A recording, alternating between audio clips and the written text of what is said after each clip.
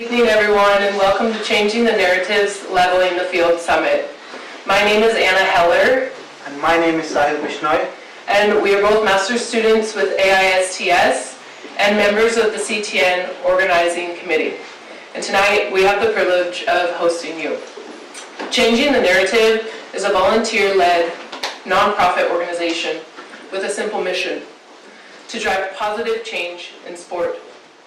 One way we do this is by creating spaces like tonight in this summit, centered on community, education, and inclusion.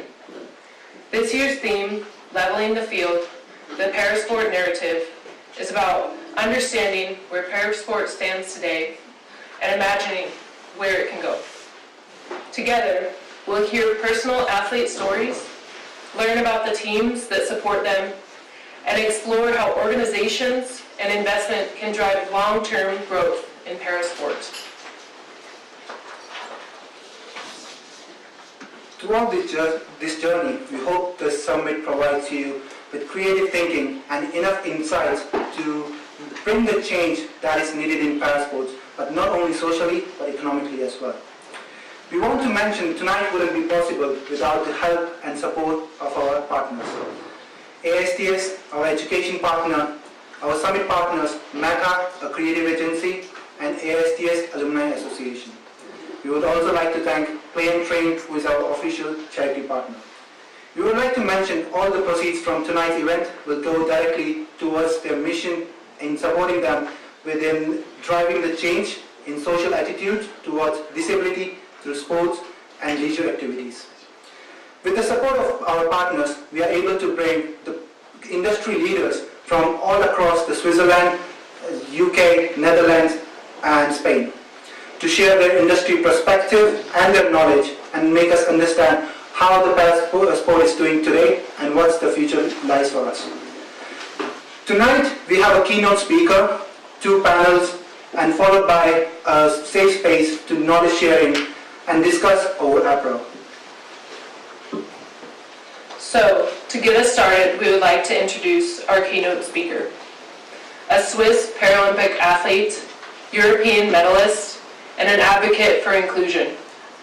After being inspired by the London 2012 Paralympics, she discovered running blades, and in 2016, quickly rose to the ranks of international competition in both the 100-meter sprint and the long jump.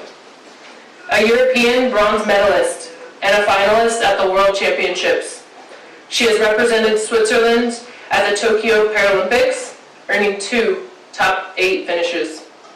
Beyond the track, she holds a bachelor's degree in communication and media, and she is an advocate for inclusion in sport, challenging us to reimagine what is possible.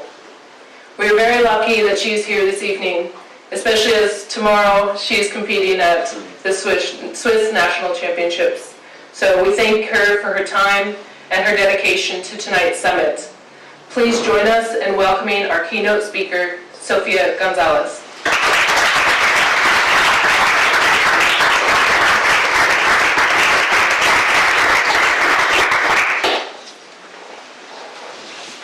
Thank you. Hello, everyone. First, I want to apologize for my voice. I'm so sorry. I had the sore throat these last days. So thank you so much for welcoming me today. Thank you to Changing the Narrative also for inviting me. I'm really excited to be here. So first about me a little bit. So I'm a Swiss Paralympic athlete. I competed in Tokyo at my first Paralympics in 2021. I went to 2 finals, which I got 2 diplomas for 100-meter sprint and long jump. I also have a bachelor in media and communication that I did in London. I just came back, and I'm open to work as well. I'm a motivational speaker, and I'm 24 years old.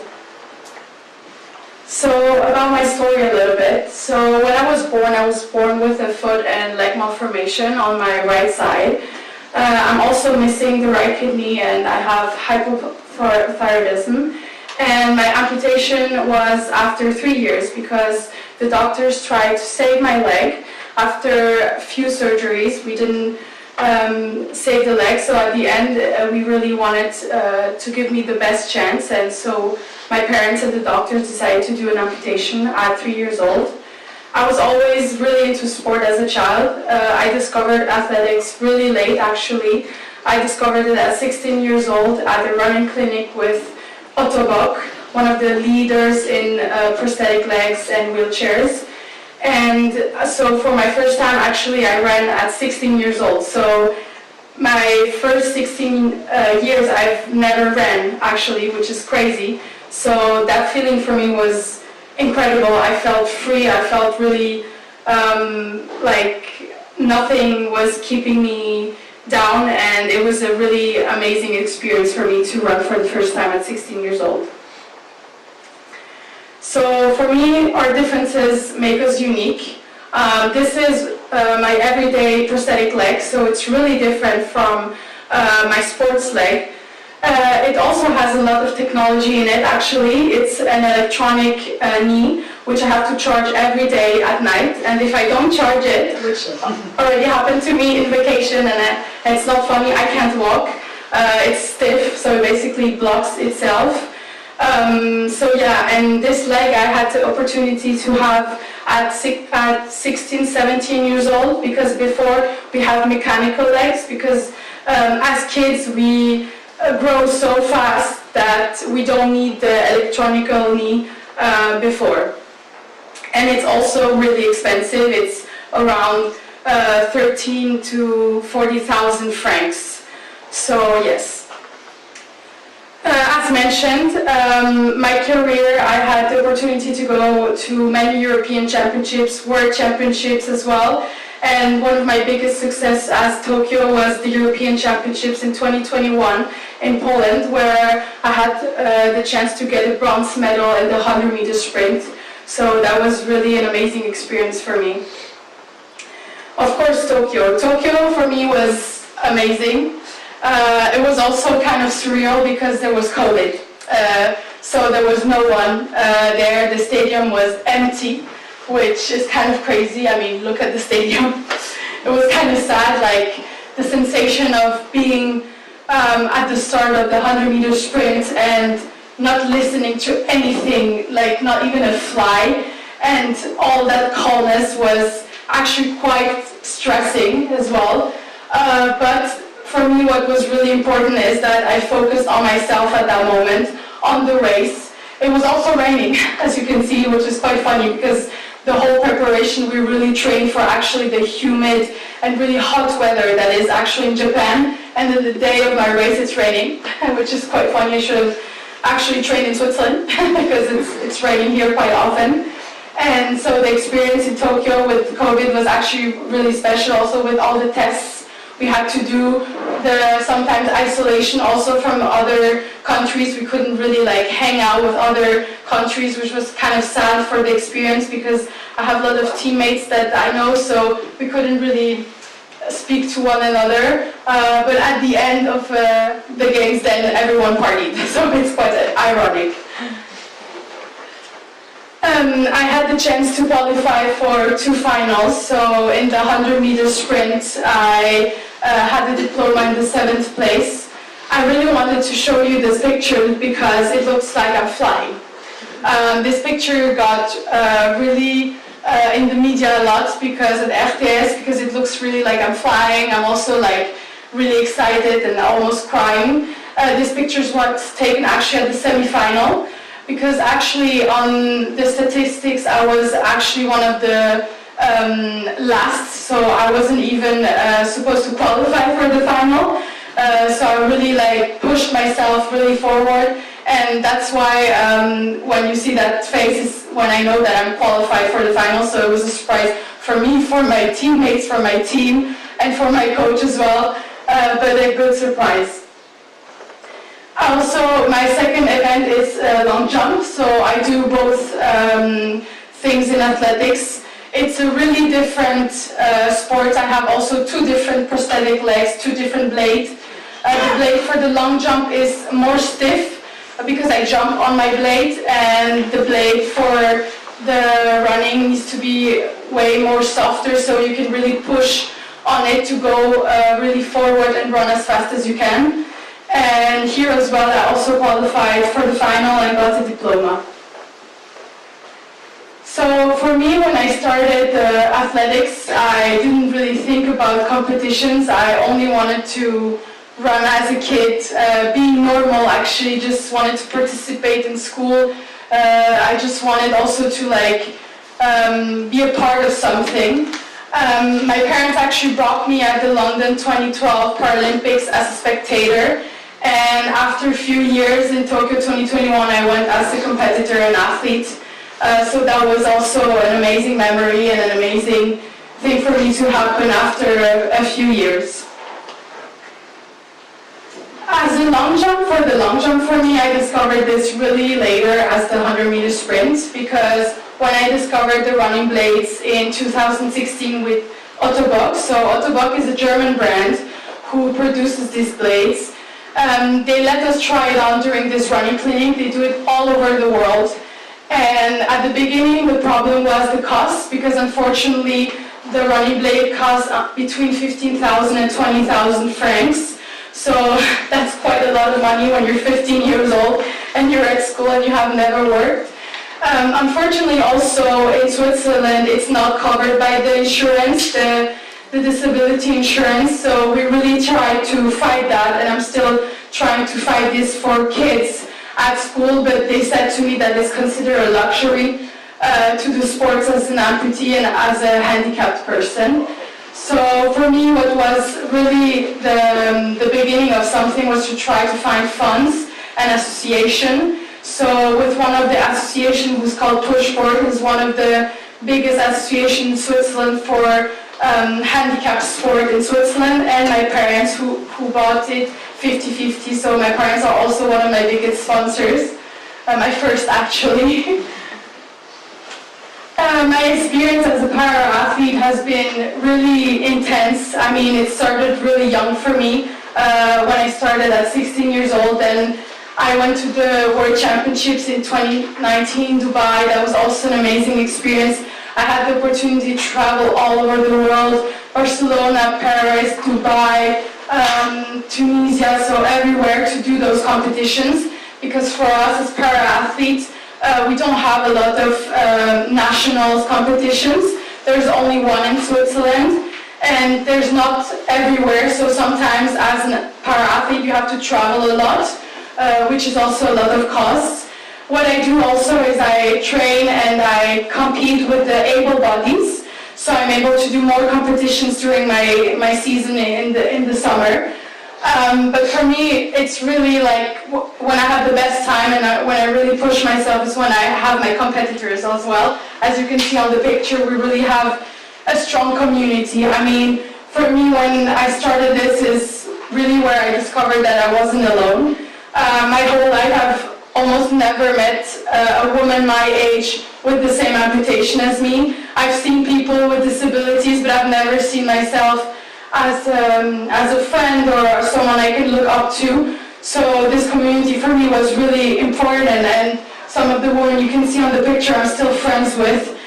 Sometimes we visit each other. One of the Norwegian athletes came to train with me in Switzerland. I go to Spain sometimes, so we are competitors on the field, of course. Like, don't get me wrong, we will never let anyone be first, but there's also this community about prosthetics, about also what's the new technology. Like, we talk a lot. We have group chats where oh, have you seen this new technology? How can we improve? Can we improve ourselves on the field and in the Paralympic movement?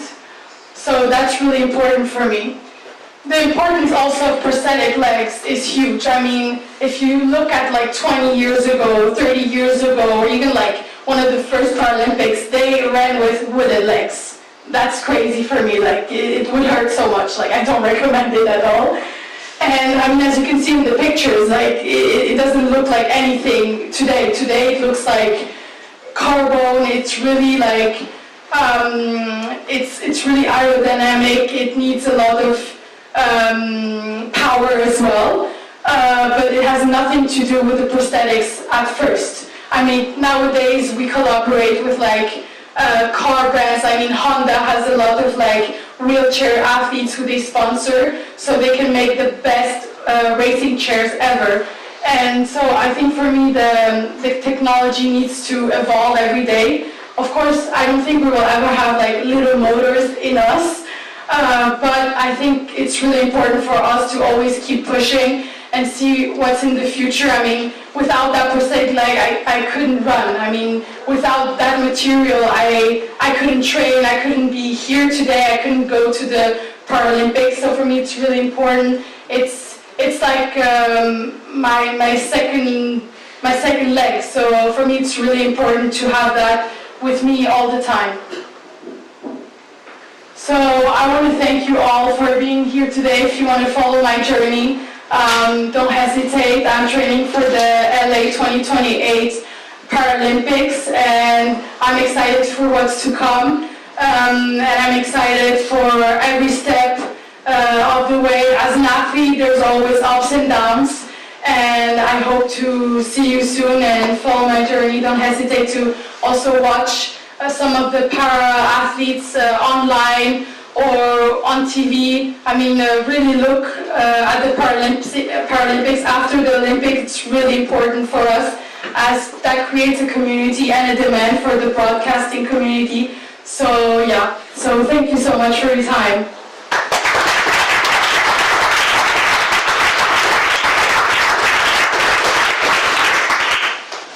So now we're going to go for questions, so don't hesitate if you have any question. Yeah, so.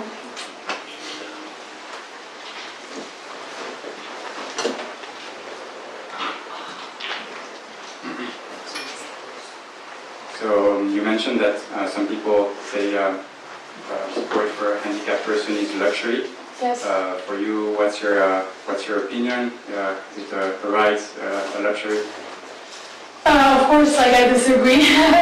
For that, for me, as a disabled person and for all disabled person, I think doing sports needs to happen. I mean, even for our health, not even for like competitions or going to like high competitions.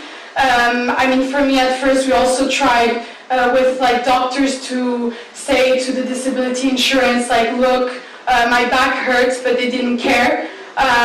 We have to fight that. I think like in Germany and France, for example, they pay prosthetic legs, sports prosthetic legs for kids, so they can participate in sports. Because for me, when they told me it's luxury, they also called me handicapped again. Because when you're in the class of the sports in school and you can't participate, I felt more handicapped than I felt every day at school.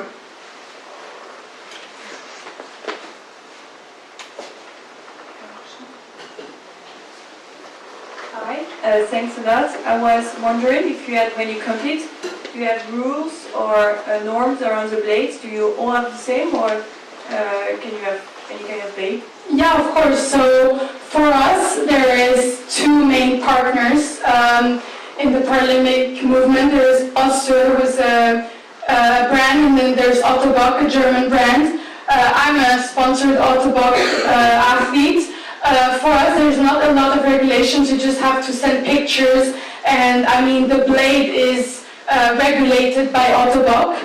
But for example, for double amputees, at the competition they have to measure the height, which was a new rule, because if you can make yourself higher and higher, you can run faster and faster. But for us as a one-leg amputee, there is no need to make yourself higher, because then you're going to lose more advantage. So yes, there are some rules. You can't do anything you want. I mean, obviously, like, there has been some things that, yes, we cheat and we run faster, but without it, we can't run. So for me, that's the main thing.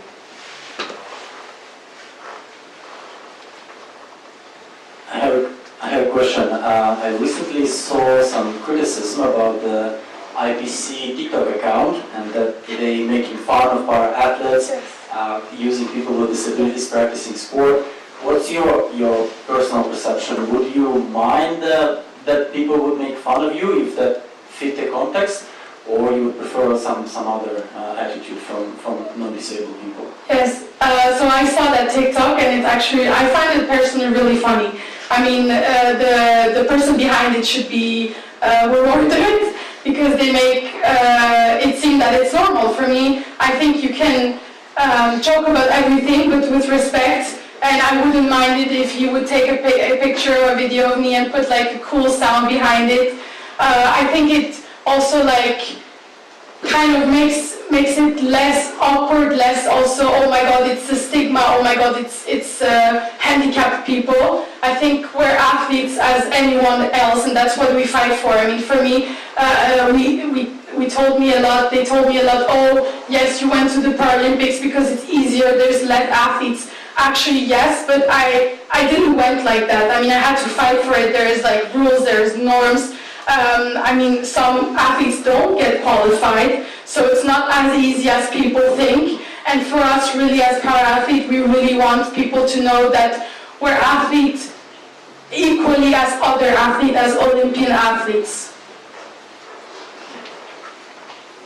Then I have a follow-up question. Yes. I've noticed that in some Olympic games, you know, when for them para-athletes population is relatively small to the normal athletes, they tend to present them as a superhumans, that like, oh, this person came from such a difficult situation in their lives, and they are superhumans. In that sense, you would enjoy this attitude, or you would still prefer, like, we are just a normal, treat us as a usual athletes, we don't need neither more nor less? I like personally the superhuman thing, and like when I go to schools, I do also conferences in schools for children, and they usually call me robot, or like you're an Avenger or stuff. I personally like it, and I think as para-athletes and as athletes, everyone has a story. So I really enjoy it, and if it also brings a light to us in the media, in the TV, to like, hey, we're here, and say like, it's a trend that we're superheroes or superhumans, I will take it. And I think it's a really good thing. Is there any more questions? Don't hesitate, I love questions. So. Slightly different question. What's your fastest time by Currently it's 17 seconds. Is that a recent time, or did it? It was in Tokyo, yes. Right, okay. Yes. Thank you. It's faster than me. Thank you.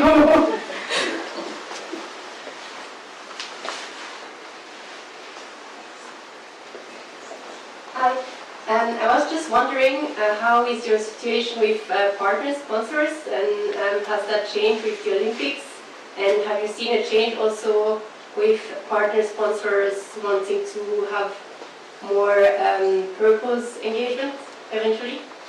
Yeah, so honestly right now it's quite bad, not gonna lie. But it was more before the Olympics, really the year of the Paralympics, where people were really like, sponsors were reaching out to me and they wanted really to support me in that project. After it was more down, because for us as Paralympians, and even like some sports, it's the only time we're broadcasted on TV and shown, and there was a light on us. So I think that time is really important for us to have sponsors and people that support us. I have some strong sponsors that support me, but I'm always looking for more, obviously. I mean, this year has been pretty tough, and the next years, because it's the in-between for the games that is really kind of a tough time. I've also had some sponsors and partners tell me that we already sponsor one Paralympic athlete or a disabled athlete, so we're good, it's okay, check on the box. So that's kind of the thing, is I fight for it, because it's not just, an inclusion thing or a diversity thing. Of course, it's the new trend. Of course, it's something that like people and like communication surf on, but not because they only sponsor one Paralympic athlete, why can't they have two or more? So that's really the thing I fight for, and that's quite hard sometimes to get that response from like a big sponsor or partner that they don't want to have a second Paralympic athlete. Thank you, Sophia. Please give a big round of applause for Sophia.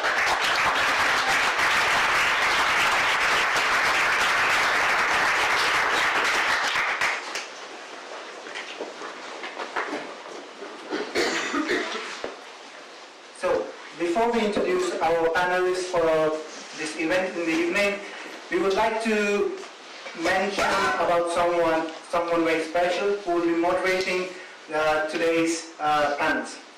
She's a world-class health cyclist, a powerhouse in marketing, and a driving force for equality within sport, and a great person as well. After her spinal cord injury, she rebuilt her life through hand cycling, and after that she became the only athlete from UK to participate internationally within her category. So today she leads with purpose, championing disability inclusion in sports business at Meta, while also running her own adaptive clothing brand called Fast. Please help us in welcoming our moderator, Marina Loksheva.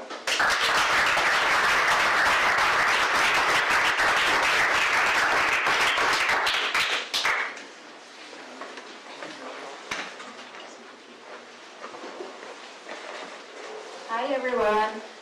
Can you hear me? Yeah. Great. So we're starting our first panel. Let me just get on to my introduction.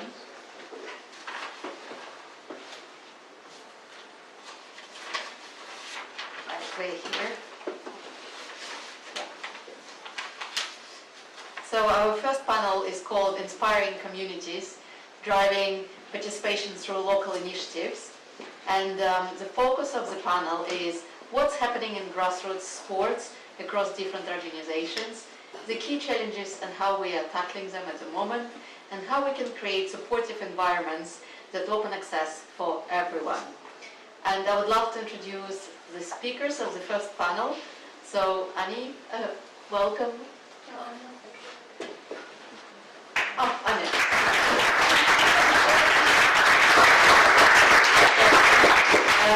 So Anya has a decade of experience in grassroots and parasport. She's a development coordinator in the European Athletics, where she leads the Athletics for All program, which is working to expand inclusive opportunities. And the next speaker is Mariona.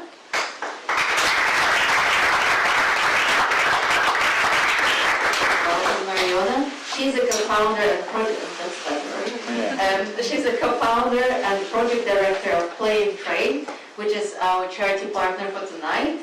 And the organization works to make sport accessible to people with disabilities and their families at all levels and ages. Mariona also supports the Spanish Paralympic Committee on strategic projects to strengthen the parasport ecosystem. And we would like to welcome the third speaker of our first panel, Sebastian.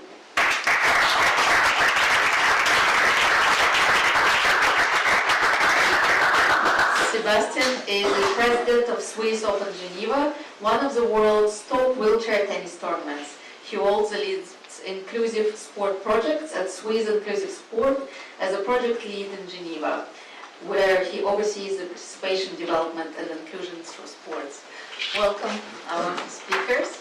So I would love to give a bit of a context to our first panel and give you a bit of statistics and numbers. So participation in sport is actually a recognized human right. And under the Article 30 of the European Nations Convention of the Rights of Persons with Disabilities. Yet for many it remains out of reach. And in Switzerland, only 18% of mainstream sport clubs offer inclusive opportunities, which is a very small number. And across the European Union, just 10% of disabled people participate in organized sport initiatives.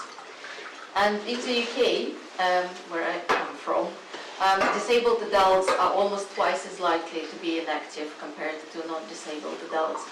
Yet 76%, which is a huge number, would love to be much more active.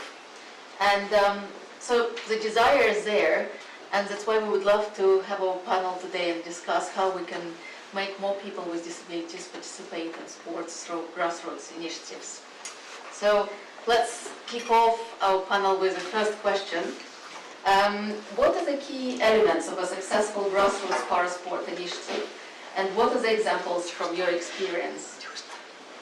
Would you like to start, Sebastian? You have a mic. Yeah, it's great, thanks. Good evening, everyone. Well, to me, if I can answer to the first question, what are the key elements for a successful initiative to be a grassroots initiative? First thing to me would be to make sure that the initiative is really answering to a need from the field. There are so many elements you can do also to make sure of that. Maybe the first thing that I would say is start with a pilot project. So many times I see initiatives starting with like communication, big things that needs to be done and everything, but maybe not without having like returns and feedbacks from the field, from actors from the field. So that would be maybe a first point, and also to get inspired by initiatives that are being done at the international level, in other countries, in other regions. So many times initiatives that carry on that are initiatives that can inspire a lot, and who, if it's still being done at the moment, it's because it's answering to need and it's interesting. That would be maybe the first point. Another thing to me is to bring the right actors to the same table. That's something I say quite a lot of times. I see quite often initiatives happening on the same region, very similar initiatives actually happening on the same region, but without communicating with one another, without coordinating. And not because they do not want to communicate, just because they do not know it's happening like very close to it. So also look for things that's being done at the local level, also to mutualize efforts. So many times those similar initiatives do not do the same exactly, do not do it the same way, and can bring a lot to one another.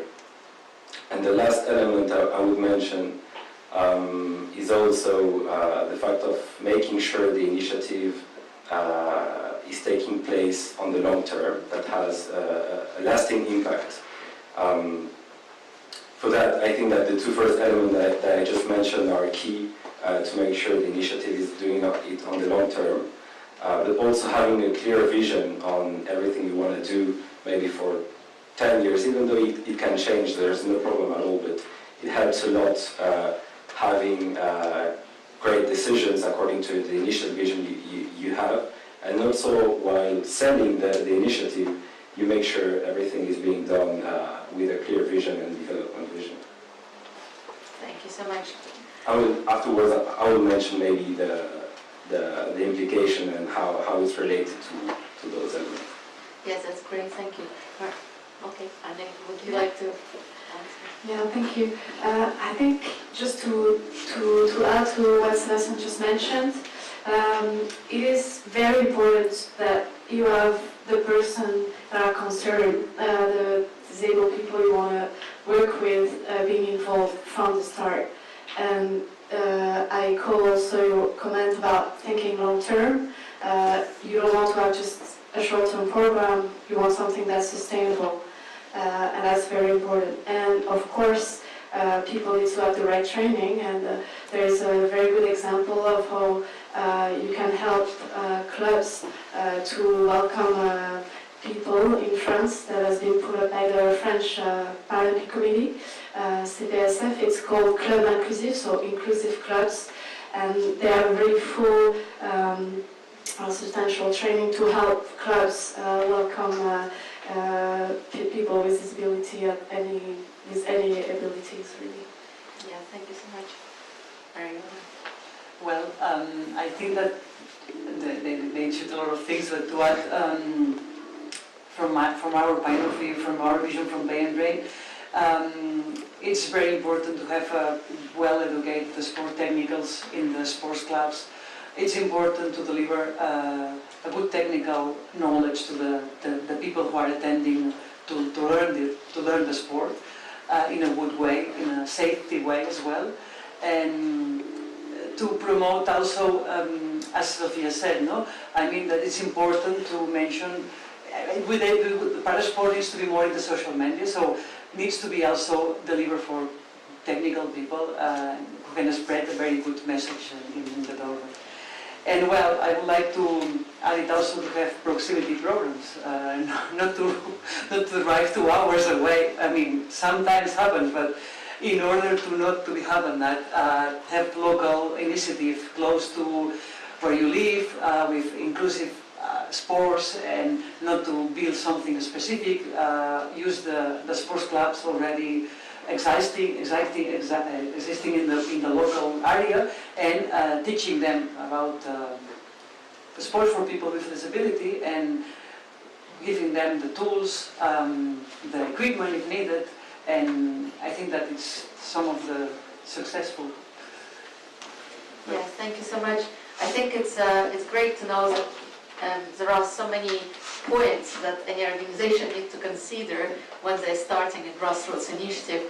But I think it's also always comes back to the person, especially the athlete, the future athlete. What do you think should be done by the organization to inspire somebody who might be great for becoming an athlete or an everyday athlete? What the organization could do to inspire those people who never even considered being a sports person? Yes, with that I would like to think about when we approach a child, a youngster, and or an adult with acquired disability. As a child, most of them, they start for rehab, rehabilitation, like sport, because you need for rehab, and also for like leisure sport in a school or in a sport club. This is a way to engage them in a really very inclusive environment. If it's a kid, it's really neat that the kid is practicing the sport with kids at the same age. Not different or not in a different because of the impairment or disability. It needs to be in the same environment. For people, for an adult with acquired disability, it's a different approach, because obviously the beginning will be like a rehab. We have the example in Play and Train. Sergio Garrotes, one hand cycling. He was in Azepeir, in one of the hospitals in Spain, and he started to hand cycling in one of the activities we did, but with a very not the hand cycling that he's using right now, very simple hand cycle. So he started there, and well, he motivated, and he was in a club in Barcelona. I cannot remember the name, Barcelona Cycling or something like that, and he started in that club. He had this approach with the sport, also because of he needed to socialize again. The most of the cases, not all the cases, they break completely with his social life before. So they need to build another social environment, and a sport is an amazing way to do it. Thank you. Jumping maybe on a few things you just said. I think when we talk about parasport, we can see it in so many ways, but maybe a way to separate it in two ways is professional parasport, and practicing sports for the whole population as a social cohesion objective and public health objective. It's been said by Sophia before, and on that element, maybe some things we do at the Swiss Open is using that event, that organization as a leverage also to raise awareness towards the whole population. Before, maybe the objective of the Swiss Open was only to organize a tournament once a year, and we were done with that. The new team, we were like, okay, what can we do to be very useful for the whole society, also in Geneva, during the whole year? And we started raising awareness during the whole year within tennis clubs, organizing Tournée des clubs de tennis. So going to every tennis club in Geneva to make wheelchair tennis exhibitions. Actually, for the ones who go to the Geneva Open tomorrow, we're doing a wheelchair tennis exhibition on the center court as well. So this is part of the way we can raise awareness to make everyone understand that they can participate, that it's possible, but also important for everyone's health.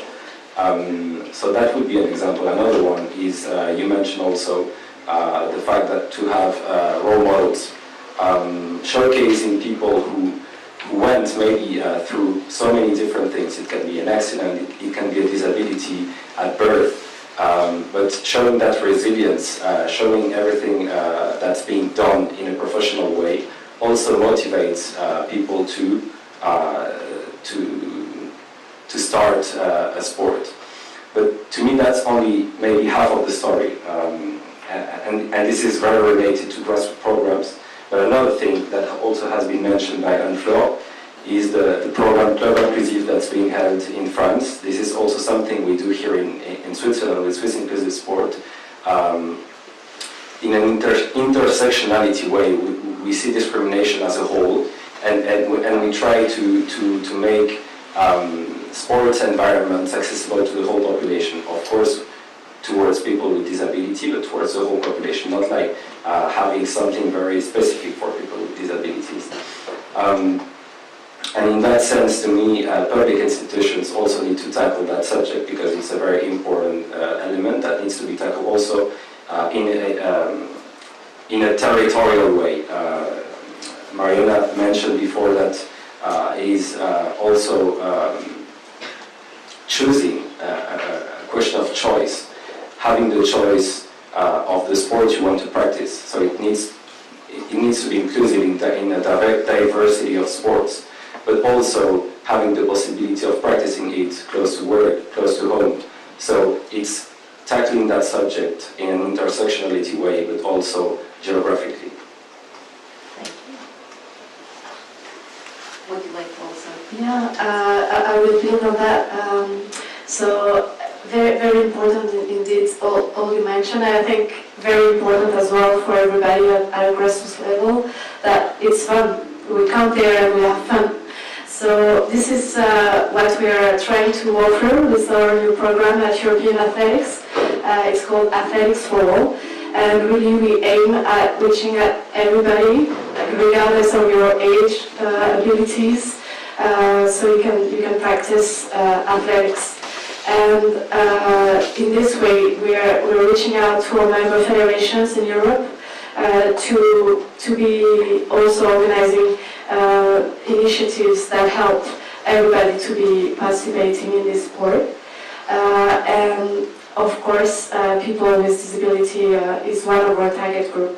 And it's dear and close to me, so I'm going to push that people continue and work and exchange on that. And basically, with our program, we support the member federation to develop initiatives and to get inspired from each other. So we build a network so that they can learn from specific events or programs that are being run and duplicate it in other countries. Because maybe one federation is already working with kids and families, but not yet with disabled, and another one is not yet working on mental health for the athletes, so we're really building on that. Yeah, that's also something that can be done as an international federation or area association as we are, and I think it's also very important to prove that inclusion needs to come from every part of the society and not just the people that are already, concerned in the first place. Yeah, thank you so much. Actually, another question for you as well. It's really interesting to know what the Federation is doing with Athletics for All. Do you have maybe other examples of successful grassroots programs that you would suggest everybody to learn or to know about? Maybe something that inspired you in the past and you would like to share with people? Definitely. So in my previous jobs, I was working for the French Handisport Federation for a while, and especially in the development area. And I was involved for a few years organizing the Jeux de l'Avenir. So it's like future games for young people aged from 8 to 18. It's been run for years now. I'm not even sure how many editions, but more than 20, I believe. And it's run every 2 years. And now we organize it in a way, or they organize it in a way that you have regional qualifications. So it's a way also to map the territory and make sure there are activations and competitions, but like fun competitions, like grassroots competitions, open for everybody.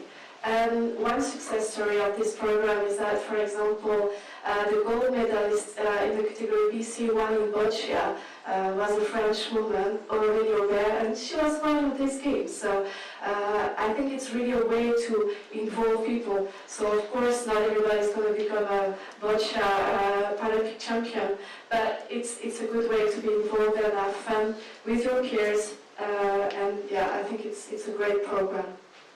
Yeah, thank you so much for sharing. Mariona, do you have some examples that you would like to share as well, please? Yes, I would like to add also, I think that a way to measure the success as well, in the impact in the family of the person, increase his or her health, but also the relationship in between her family. I think that is important.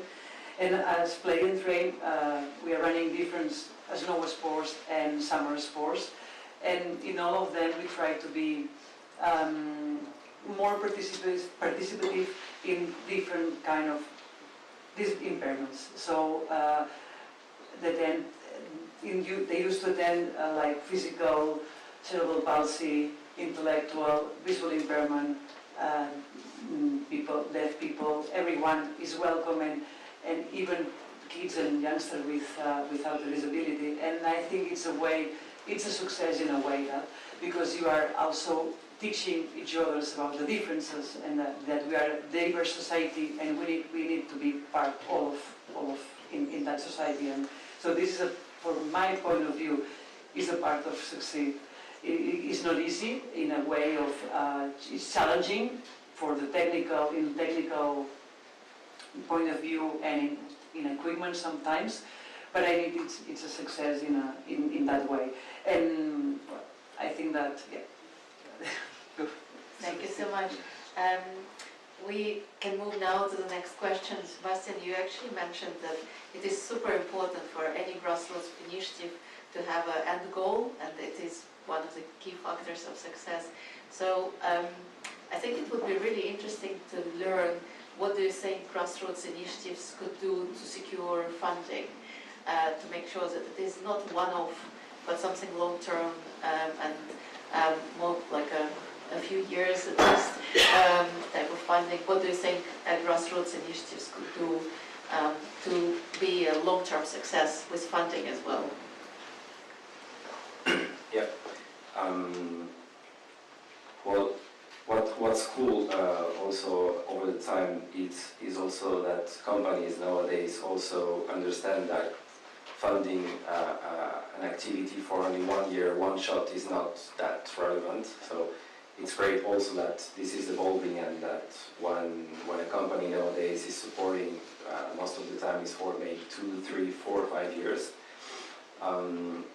But of course you can have different strategies, public institutions, private foundations, sponsorship. I really think that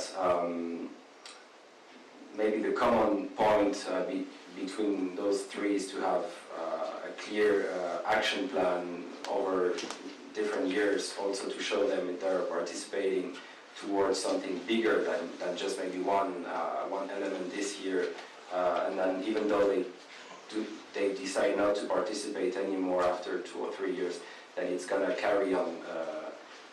And yeah, I think that would be maybe the main element to show them it's answering to real need on the long term, and that communication is a great element also on that part. And maybe what I see from my experience is that maybe 5 years ago, saying that you put the logo of the company on the website, on stage, was enough. I think that nowadays people want to live experiences as well. That's what we do at the Swiss Open. We propose companies, for example, to have a lunch, to have dinner at the Swiss Open. We organize activities for them, wheelchair tennis exhibitions, the employees can come and try the wheelchair as well with athletes. We give the opportunity to partners also to give the opportunity to their employees to participate as volunteers for 1 or 2 days during the event. And I really think that's maybe a way to catch a company to be a sponsor, but also to make them stay. Because when all the employees who participate to an initiative come back to the company and say, "Well, this was amazing, everyone was amazing, we could meet an athlete or something," well, the boss doesn't really want to stop that collaboration also for the satisfaction of the employees. Maybe one last example was last year with a partner, they had in their own company an athlete that was trying to get qualified for the Winter Paralympic Games. He came, we made like a cross interview with an athlete here in Geneva during the tournament. And that's like something very valuable for a company to communicate, not only saying, "Oh, we're supporting the event," so something maybe more concrete, I would say. Thank you so much. And Lauren, would you like to add what you think from your perspective? Or would you like Mariona to add as well? Well, in our case, I think that for private sponsors, if you wish to create like a real communication connection, if the values that you want to communicate are the same that the company are communicating, it's great. This is great. Spain, in case of Play and Drink, we are facing a different scenario. Every year you need to apply for the funds, especially for the public ones. So every 1st January is like fresh start. We don't know what we will have at that moment, so it's really challenging.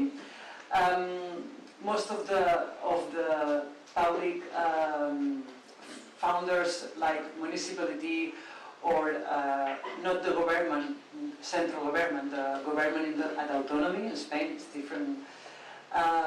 You have to apply like in a public concert, is not, and they know that they are not applying. They know that okay, you need for a big man or you need for human roosters. It's not like a real need. It's more like, okay, this year we need that, or no. It's really challenging to get the funds because every year you are asking for the funds. So you don't know never what will happen next year. In case of private, if you get the luck to connect with one private founder, to get the same values and to spread the same mind, I think it's more than charity. It's like a strategy for the company as well. But you need to connect at that level with the company. And obviously, if it's a big event, it's easy. If it's for daily routine programs, for after-school program, for summer camps, something that the kids and youngsters need every year, it's quite challenging to get the funds. But well, it's something that at the end is part of our work, of our organization, and we know that, and we have to fight everything with that. Thank you so much. Yeah.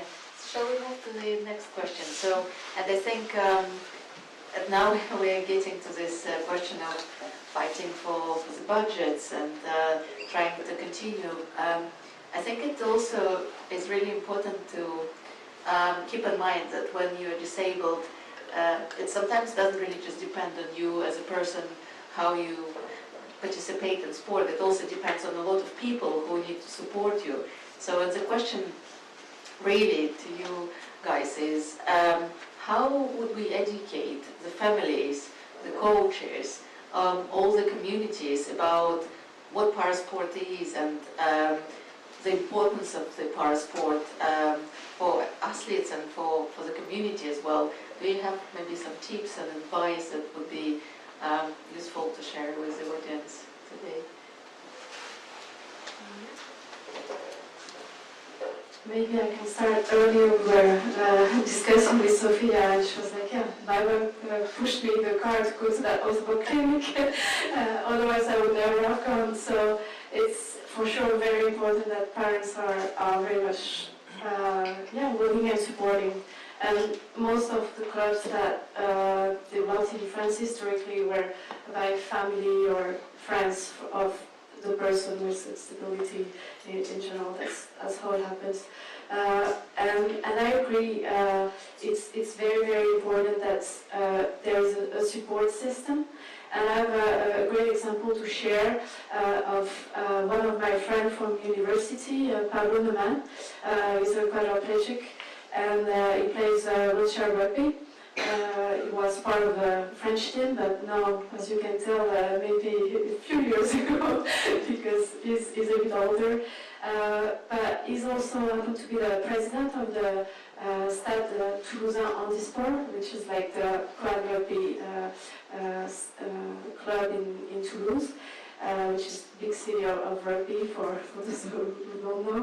And he's so the president of that club, and in this club they organize not only the sport, which is what you expect from it, but also they have hired a social worker to be there and help all the athletes that are joining, that may not even consider themselves athletes as they join, but to help them think of their life and how to structure everything, because most of them happen they have an accident or a life event that brought them into this situation. So it's really important to offer this whole environment as well and some support. Thank you so much. Would you like to add, guys, from your experience, what do you think would be useful for education? Sorry. I think that from the beginning I said that it's very important the coaches and the technical staff that working on the sport. I think that they need to know about the sport and they need to know about the disabilities and how to adapt the sport with equipment and with different. I think that this is important. Also for safety, for the kids, for the athletes as well, but also for the kids, for the ones who start, is important. And then sometimes we are spending a lot of time educating the families as well.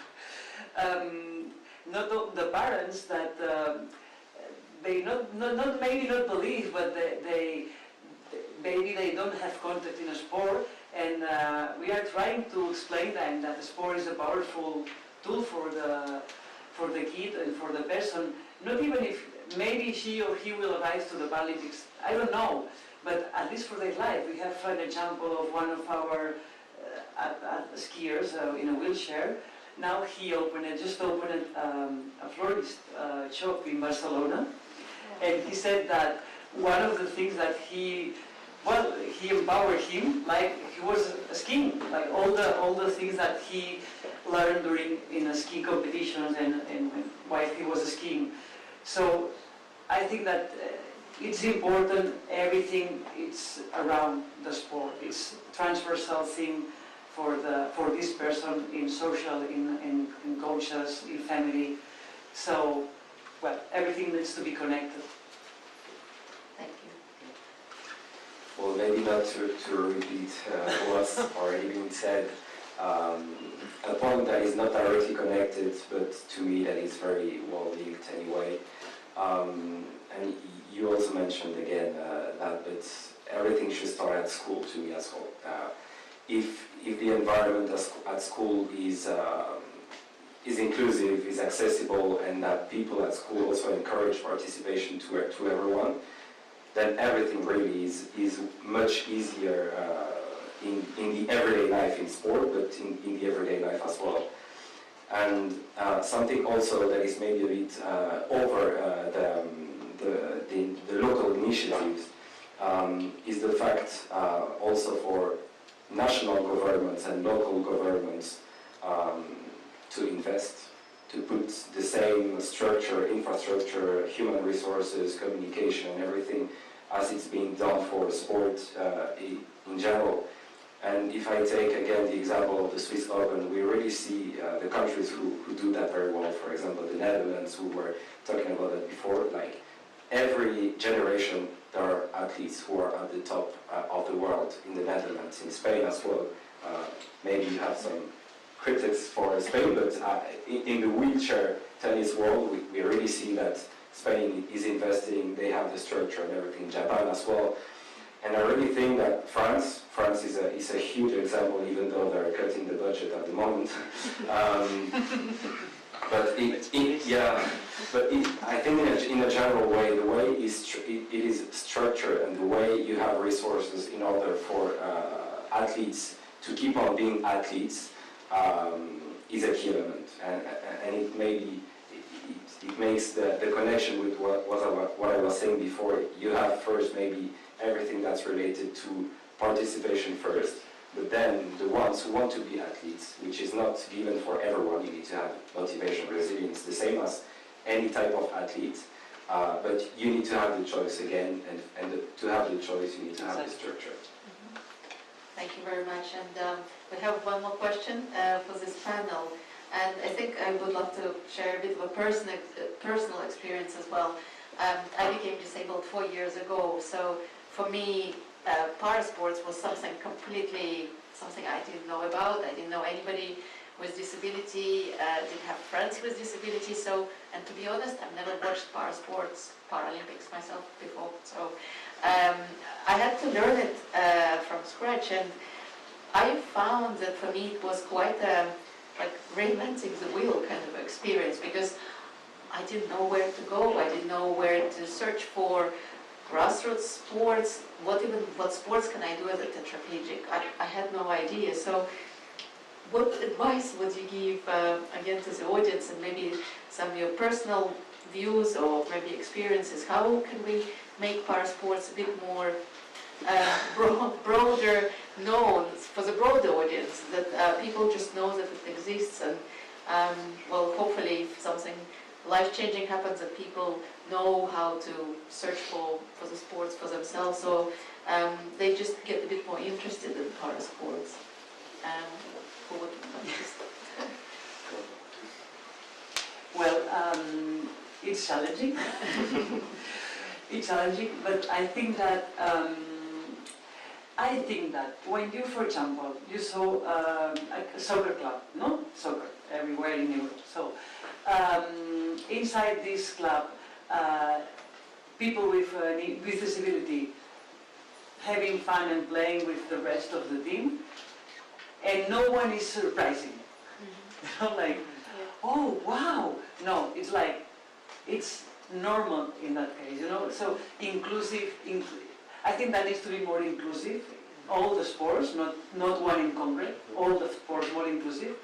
And then if someone wants to train in one specific sport to be a Paralympian, this is another story, because this is another story even in the Olympics.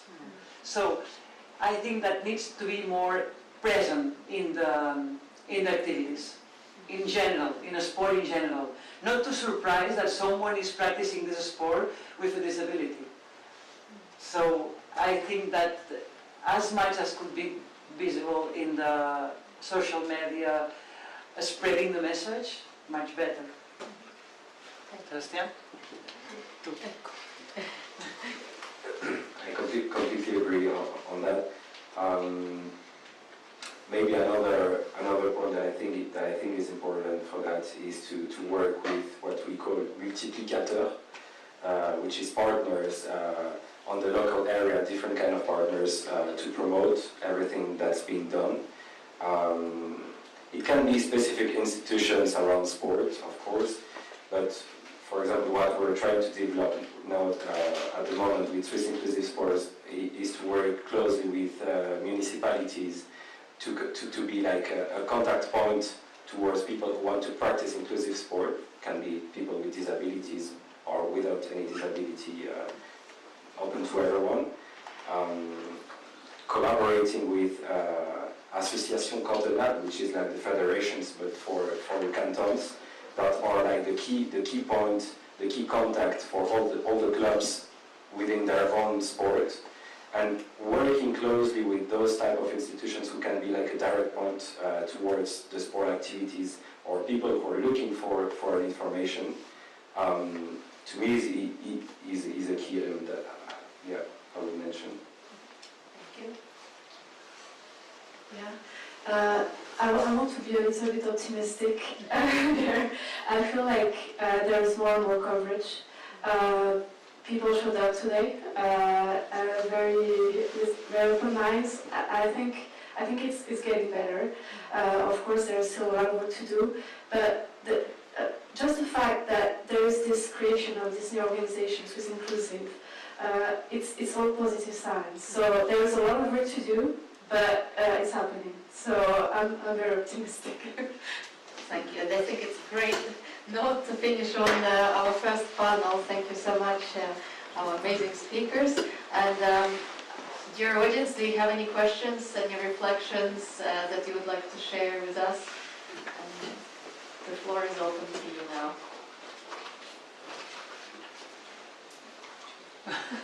Nice. Yeah. Why are countries like France? Oh, thank you.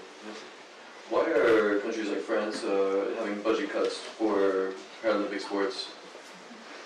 It's not just Paralympic sport, it's all the sports. The Ministry of Sport cut everything. Oh, okay. Yeah, but to be honest, I don't think we really have like an objective answer, because after Paris 2024 and everything that was said with how do you say that? I don't even have the French word. Legacy after Paris 2024 around sport, Olympic and Paralympic, it's crazy that a government decision is to cut budget without having like a clear follow-up on that. I wouldn't, well, it's because of course they're putting the money elsewhere, but can't really know where.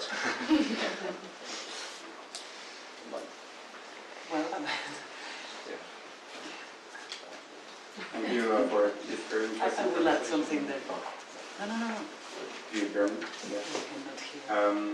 COVID impacted sports on all levels, and I'm wondering what were the challenges of local initiatives in this period, and which key learnings could be useful in case of other global scale challenges. I will ask again. So I'm wondering how COVID impacted local initiatives, and basically which sort of learnings that we can take away from this in other stressful events, for example. And this is a question for whoever wants to respond. Okay. We, in case of the program we have in Catalonia, in the snow mountains in the Pyrenees, La Molina, we got a special permission from the health government in Catalonia, as declared as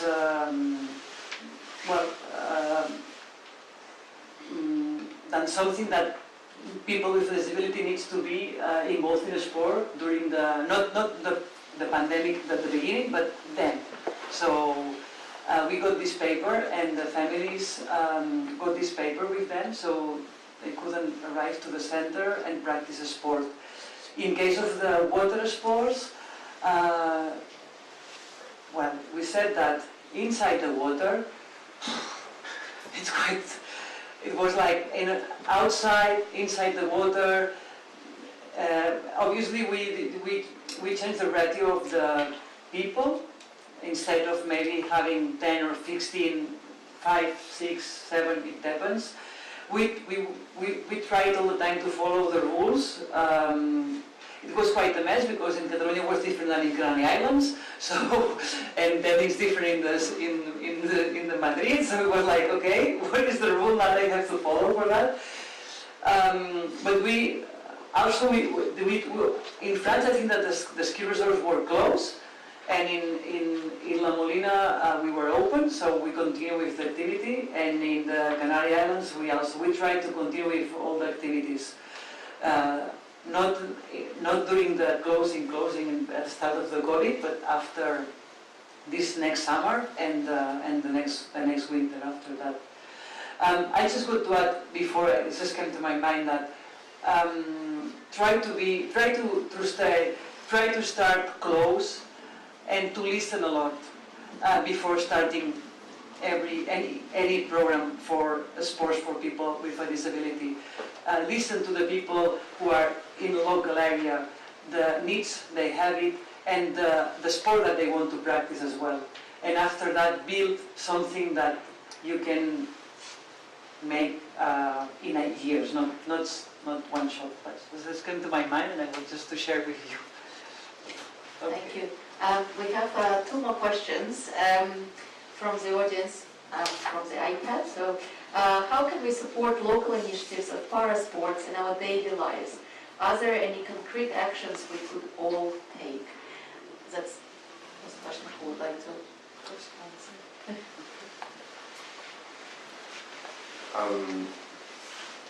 Maybe for everyone is first of all to follow the initiatives you have or you find on your local area.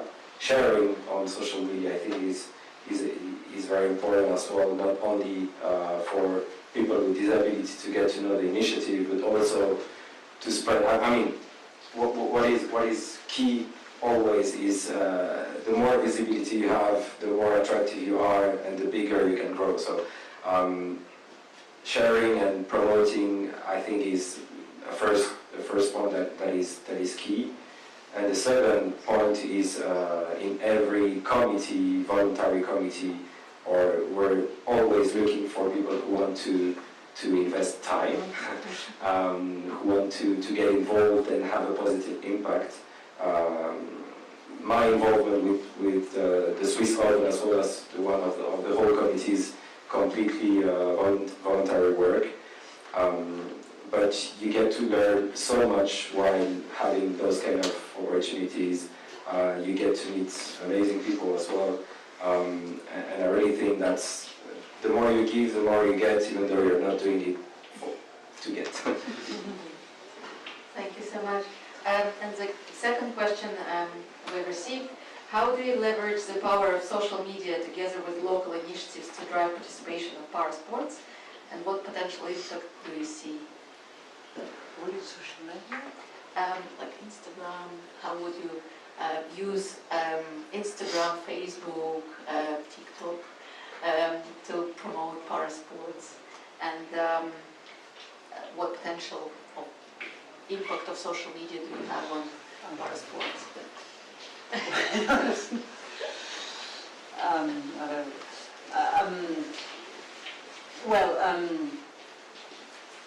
I think that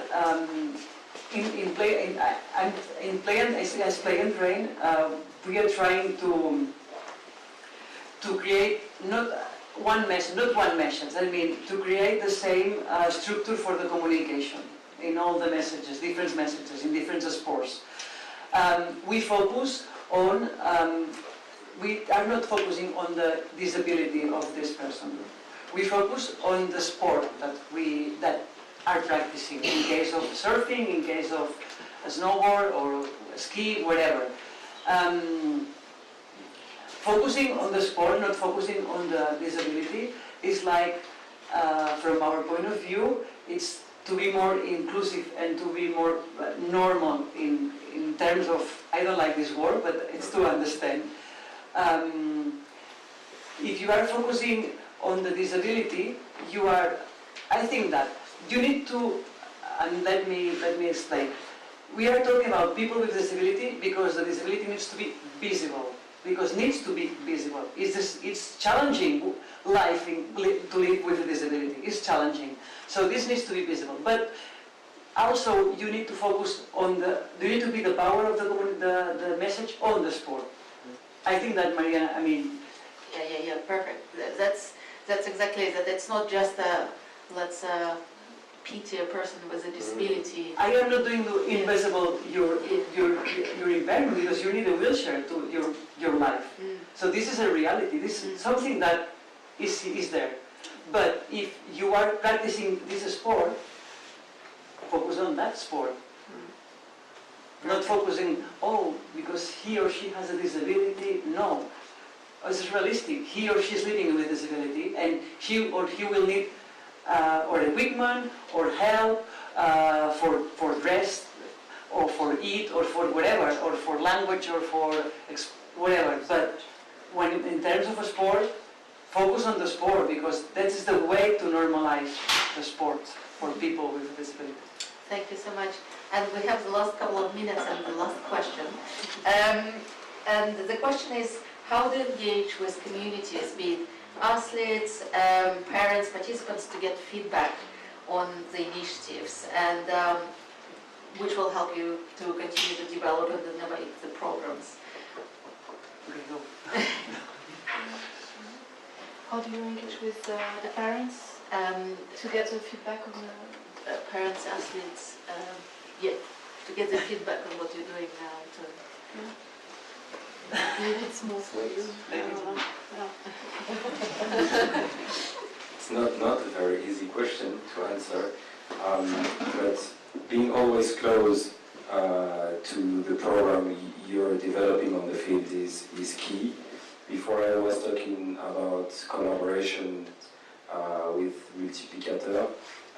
I think there is a big bridge also to build between organizations like Plus Sport, that you mentioned also before, that they are doing specific sports for people with disabilities, and inclusive sports within ordinary clubs to get feedback, because the ones who are the closest to the parents, for example, or to people who are concerned, are those kind of institutions.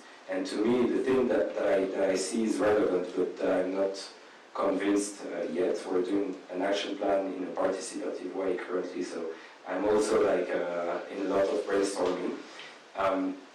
But what I see is relevant as well is, for example, for an institution like Plus Sport, to be like the key reference while doing inclusive sport in ordinary clubs. And this way, for example, when the activity is over, the feedback is directly done towards the institution like Plus Sport or any other, and then it's much easier to get like overall feedbacks when you do, for example, I don't know, like every 3 months a key meeting with the key actors. That could be an element, yeah. Is there a sport that also, we are talking about inclusion, but in case of safety, you need to practice separately, not because we are not wants to be inclusive, because the ones in a wheelchair, or in case of basketball, needs to be. It's reverse. Exactly. Inclusion. Exactly. Because valid people can also practice in a wheelchair. Thank you very much. It was amazing to hear all of your advice and experience to everyone, and that's the end of our first panel. Big round of applause.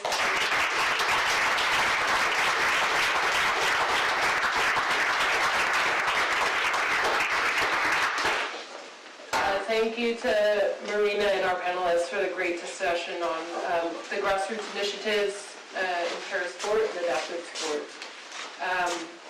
So, in partnership with Play and Train, just before our break, we've been running the Move for Inclusion campaign to raise funds and make sport more accessible. So originally we crushed our current goal, our original goal of 5,000 kilometers moved, and we're now pushing for 30,000 before the campaign ends today at midnight. So during this short break, if you want to join our Strava group, log some movements, help us cross the finish line. So we're going to take about 5 minutes, get moving, and we'll see you back here shortly. Enjoy the break.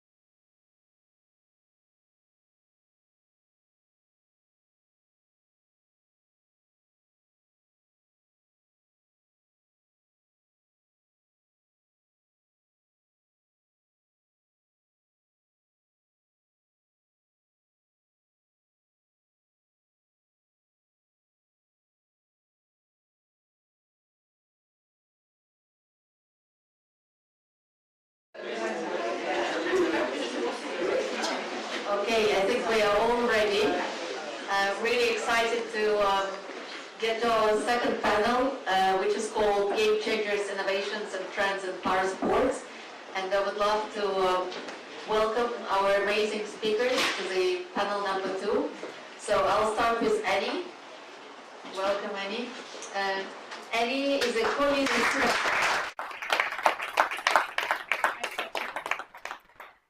an international non-profit initiative of ETH Zurich University that promotes the development of practical assistive technologies and raises awareness for inclusion through competitions in 8 disciplines. Annie is responsible for project strategy, communication and production content, coordination with participating research teams and education and outreach programs called Cibaslon School and Cibaslon Work. Welcome, Annie. And I would love to invite our second speaker, Eric. Eric is a founder.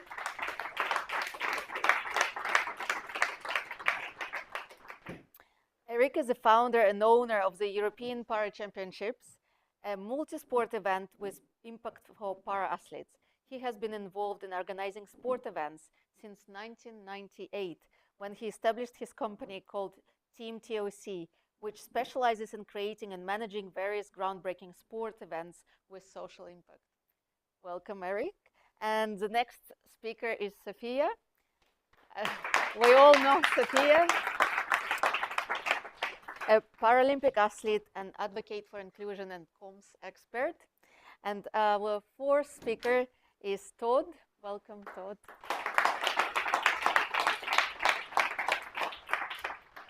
Todd is a paracycling manager at UCI. He has 15 years experience in international sport management with experience at the US Olympic and Paralympic Committee, International Paralympic Committee and the UCI.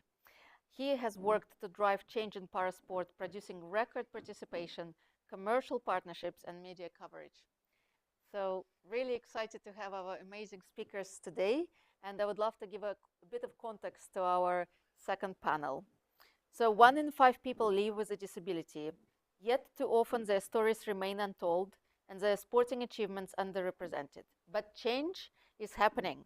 The most recent Paralympic Games reached over 1 billion viewers across TV and streaming platforms worldwide, showing just how powerful and far-reaching parasport can be. On Instagram, parasport content saw an average 15% engagement rate, which is actually really big for social media, and more than 3 times the industry standard, driven by young, digitally engaged audiences who are hungry for something more real and more inclusive. With the right storytelling and strategy, parasport isn't just about inclusion, it's about business opportunity as well. Inclusive campaigns deliver 23% stronger recall and 21% higher purchase intent. And 64%, so more than half of Gen Z, say that they are more likely to buy from brands that show diversity in their ads. Pretty compelling statistic, isn't it?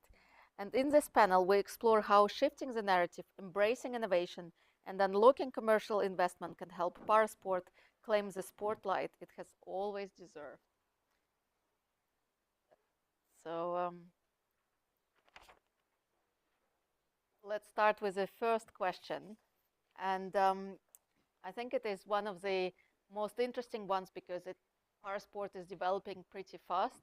So our amazing experts will have their own views on what trends are right now you are seeing in parasports from your own perspectives. Would you like to share? Yeah, so from the IF side, I think that we're seeing a lot of professionalism starting to happen in parasport. And so clearly there's more money coming in, but it's where that money's coming in is kind of the interesting thing, I think. So we're seeing a lot of Olympic committees, Paralympic committees starting to partner up as one now, and the development starts to mean equality in the funding that's coming out, especially at the highest level of the Paralympic Games, sometimes trickling down to World Championships and other areas from there. And so that leads to certainly more professionalism in the teams overall. So we're seeing there's no difference in the bikes that are coming from British cycling, for example, for the para-athletes or the non-para-athletes, which cost crazy amounts of money, upwards of 100,000 euros in some situations. We're seeing the prize money, we're seeing the resources, we're seeing the coaches being paid the same, their bonuses for medals being paid the same.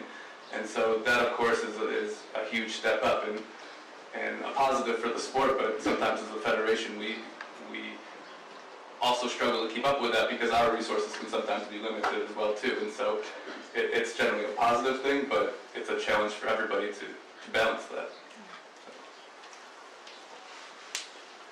Yeah, I mean, I think we always compare in the Netherlands parasport with women's soccer. I mean, I think 12, 15 years ago, women's soccer was really small. And if you look at it now, it's a great sport. It was already a great sport. But I think media came in and you see a lot of young children, young girls playing soccer. And we always compare parasport with women's soccer, so I think in the future parasport will develop and will be stronger than ever, especially with the new teams, with ESG coming in. I think for big companies, they need to do something. So yeah, we see a great future for parasport, and it's already great. Thank you so much. Annie, would you like to add? Yeah, I'm not a parasport expert, but I can speak for the technology side, which I think is very interesting and a trend in parasport. So when you see ETH Zurich, so Florina Rücklin, she had her, I don't know the English word for Lenka, but she had ETH master student preparing a part for her bike. So she really was very successful because of this. Then we had Marcel Runk with his wheelchair, which was developed for him. And you, Sophia, you took part in the cyclone in 2019 with your automatic daily prosthesis, but you also said that technology is extremely important for parasport. And I think that is very interesting for able body audience, also like for disabled people, because it has a very fascinating touch how the body and the technology works together. Thank you very much. Sophia, would you like to?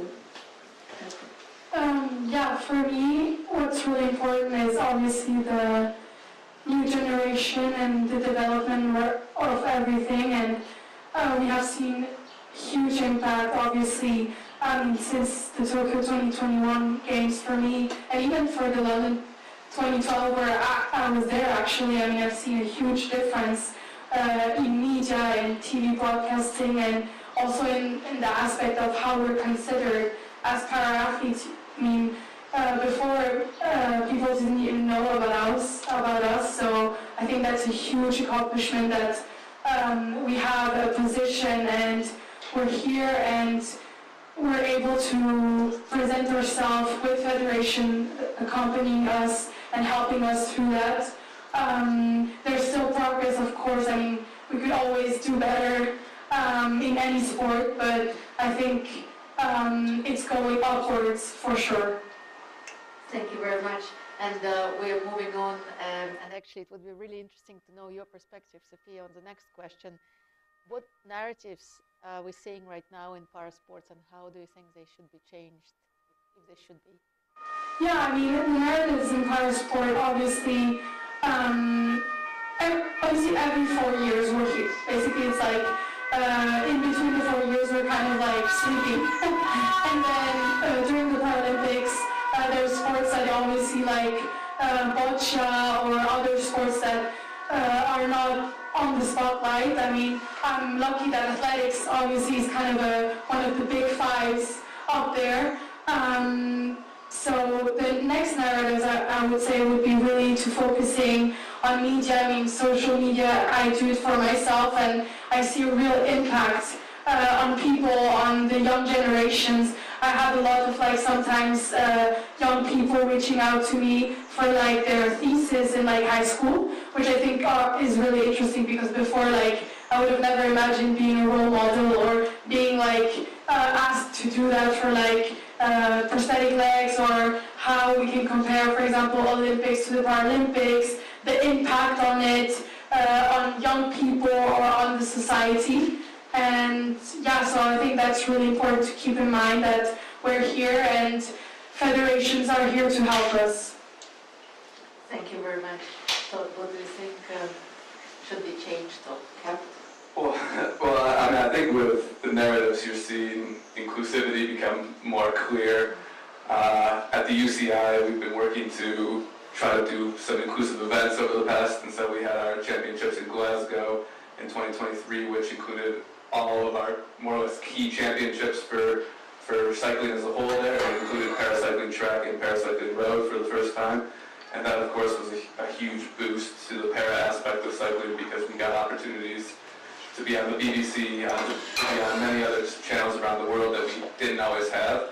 And then that carried over to 2024, when we also had our championships in Zurich as inclusive for the first time ever of our main UCI event, which is the Road World Championships, including the Para Road World Championships for the first time. And with that was increased broadcast, increased media, increased exposure, which we hope to carry on for the future. And we're moving back again to a single sport championship just for the year after the games, and we believe that that media exposure is going to continue from there in a really positive way for the sport of cycling, for our para-athletes, for everybody. Thank you very much. Eric, have you seen any changes in the narratives over all those years you've been involved with para sports, and do you think something should be changed again? Or, Yeah, sure. I mean, I think that the result for us was the European Para Championships. And I don't know if you guys know what the European Para Championships are. It's basically a combination of 10 European championships in 10 different para sports. And we had, the year before, we had the experience of organizing single-off world or European championships in able-bodied and para sports. And we always saw the same challenge, and we had the same challenge. That was no media attention, no public attention, remote venues, great for governments because they could check the box, but we wanted to achieve something else for para sports. And that's why we thought, why not bring all these sports together and just cooperate? And that's what we feel, especially in para sports. If you compare it with able-bodied sports, the para sport movement is very much willing to work together. The tone of voice is completely different than in able-bodied sports. It sounds a little bit soft because they are very competitive on the field of play. But afterwards there's really companionship and almost humble that you do something for them. And that's not necessary at all. And there's also a challenge because the parasport movement is very fragmented. You have different IFs that's enabled by sport the same, but you have IFs that have parasports included, like UCI, para-badminton, in Badminton World Federation. A good example is athletics. I mean, they're doing a great job at the European Athletics. I was just talking about it.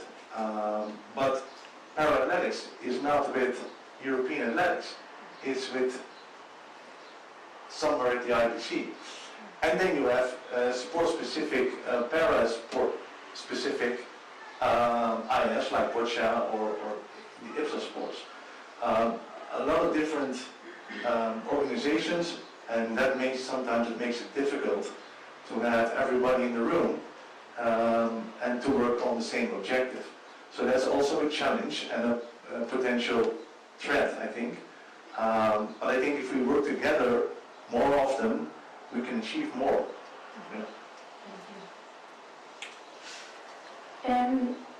Yeah, I think what Todd just said.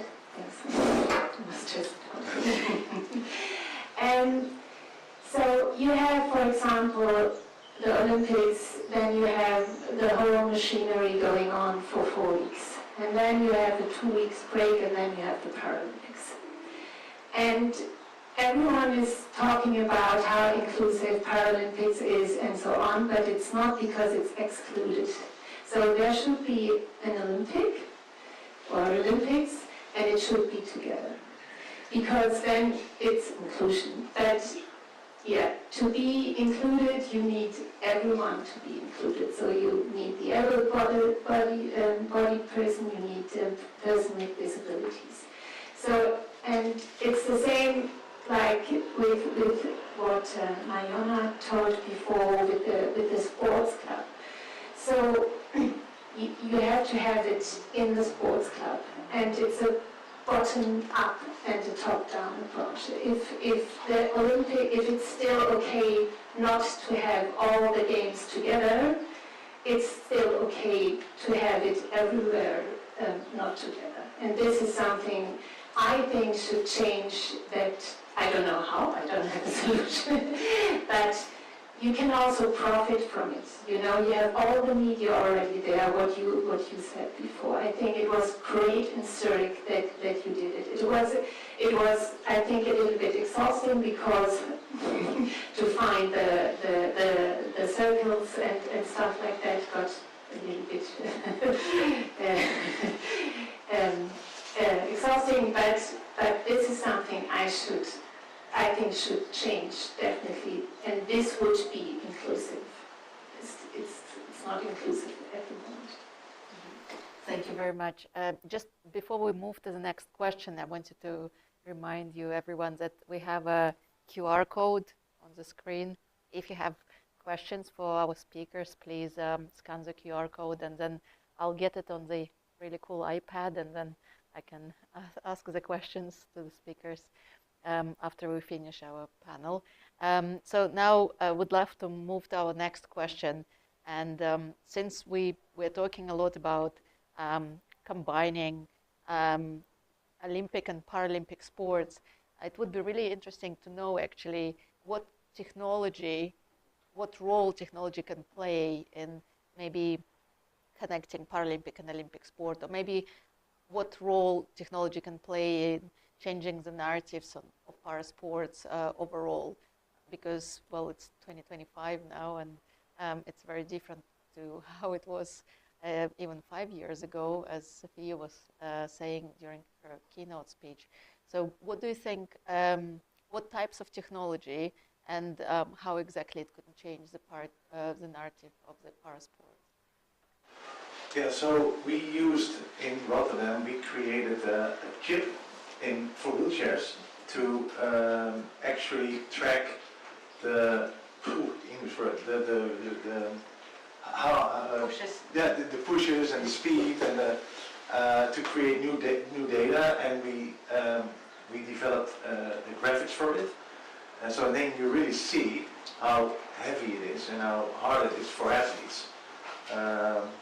The other thing we did is we created, and we do this for every event actually, we implement blind stands with live commentary. It's already in a lot of football stadiums, but we do it now with one of the events as well. And I think that this is also a challenge, because I'm not only here to tell about the good things, is obviously classification, which is a hot topic in parasports. And especially for the crowd that doesn't understand really parasport, you have to teach them what is happening on the field of play. And then sometimes it's hard to understand. I mean, in wheelchair tennis, the only difference is that the ball can bounce twice. That's easy. But if you need to tell the big crowd that there are 10 different categories in boccia, they really don't understand why. So you need to really educate them.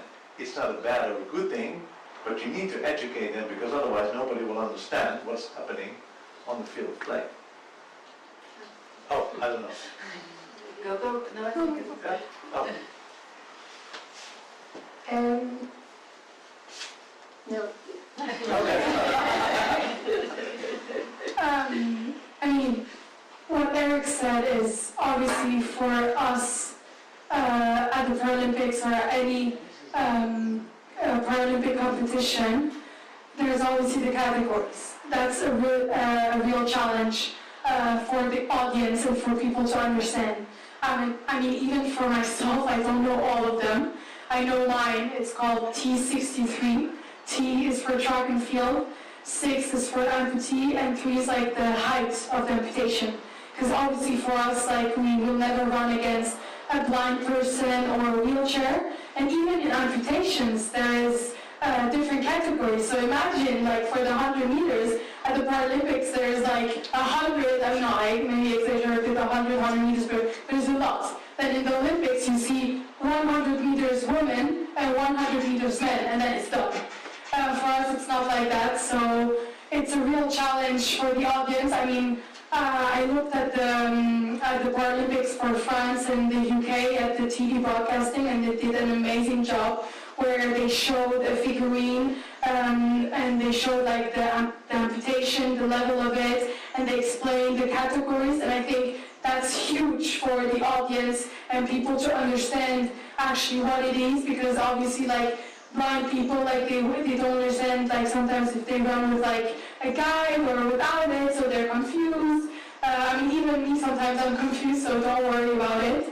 And for the other part, for technology, for me, obviously I use technology, like, for my prosthetic legs, so for me I would say it's a real positive impact. But then the problem is, where do we draw the line? Obviously, we don't want to cheat, we don't want to be better than anyone else in the sense of, I mean, it would be considered doping, you know, sometimes I've had questions like that, but at the end of the day, without it, I can't run.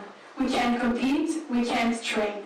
So I'm for the impact of technology in the sense of we have rules, we have strict manufacturers who know what they're doing, who are accredited by the federations, the IPC, to really all be at the same level, because another thing that has been a real problem with the new technologies is the differences between the countries. Obviously, in Switzerland, we're a rich country, so for example, there's been an issue in Tokyo where the wheelchairs for the Swiss team were at the highest level possible. But if you take another team, for example, from Africa, or another team that has lower funds, the wheelchair was the basic racing wheelchair. So that's also where, in our category, we say, is there inequality in the Paralympics, in the para sports?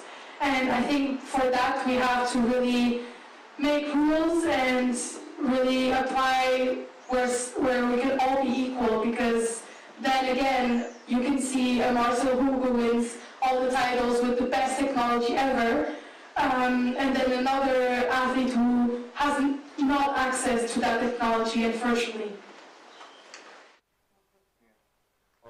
I would just add, like, there are a lot of good points everyone's made so far. I mean, what Eric said with education, we've worked really hard on our TV production to work to have graphics in that explain impairments. But of course, are they medically 100% accurate? Probably not, because we've made them more simplistic for the average audience, because that's actually what we're trying to reach out for.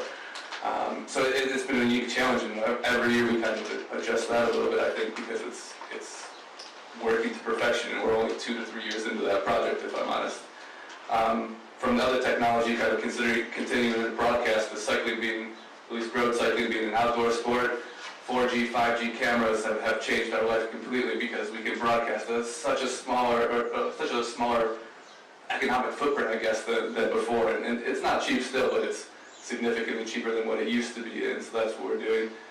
And then, you know, just to go on what Sophia also said, our technology is crazy. In cycling, it's obviously one of the most important things, the technology of the bike, and you can see that partnerships are coming in cycling from crazy places. Airbus is working with cycling manufacturers to make custom tandems, and the list price is 100,000 euros. You know, and as we work toward that, as Sophia said again, like, we still need to work on the grassroots and people just getting into the sport and making sure that they still have an opportunity to at least get there. And so we have to look at regulations. We have to make sure there's some structure behind that, and hopefully make sure that we're not leaving people behind because we're moving a little bit too fast, even though technology generally is a positive thing for us, I think. So. Thank you so much. That's really interesting. And in terms of actually broadcasting, do you think it helps with sponsorships? And is it anything that federations can do, or grassroots companies to increase sponsorship opportunities for the sports?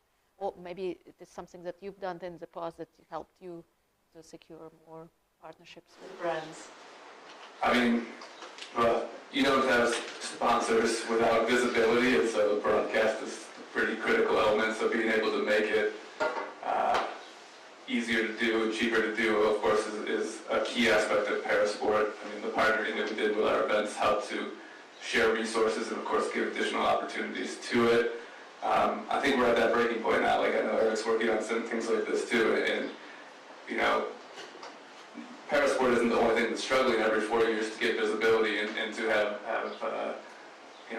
their space in cut up the pie. I think there's lots of sports in the Olympics who still struggle with this too, and so we're all competing a little bit with them, but we're trying to work together as one still to get to that point.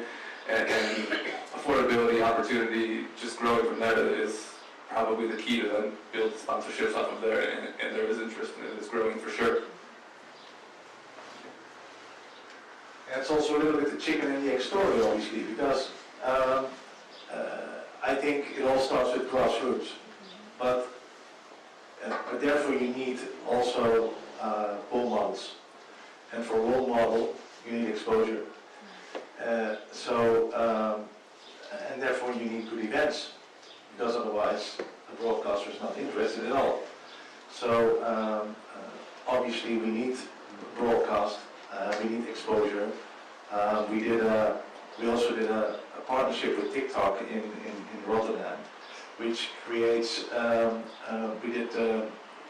event took 13 days, and every day we selected one sport to broadcast live on TikTok. And on goalball, and I don't know if you guys know what goalball is. I see you linking, Sergey. We had 400,000 viewers live on goalball, which is a really small sport. And the comments were really great. So you also need to be a little bit creative. But yeah, you need to invest in broadcast. And I come back what I said a couple of minutes ago. If you combine strengths, you become bigger. And nobody actually was interested in single-off European championships in parasports, to be quite honest, because it's too expensive to send a cameraman to whatever country. And if you combine them, it's easier for them to come over and to report about the different fellow countrymen and countrywomen in specific sports.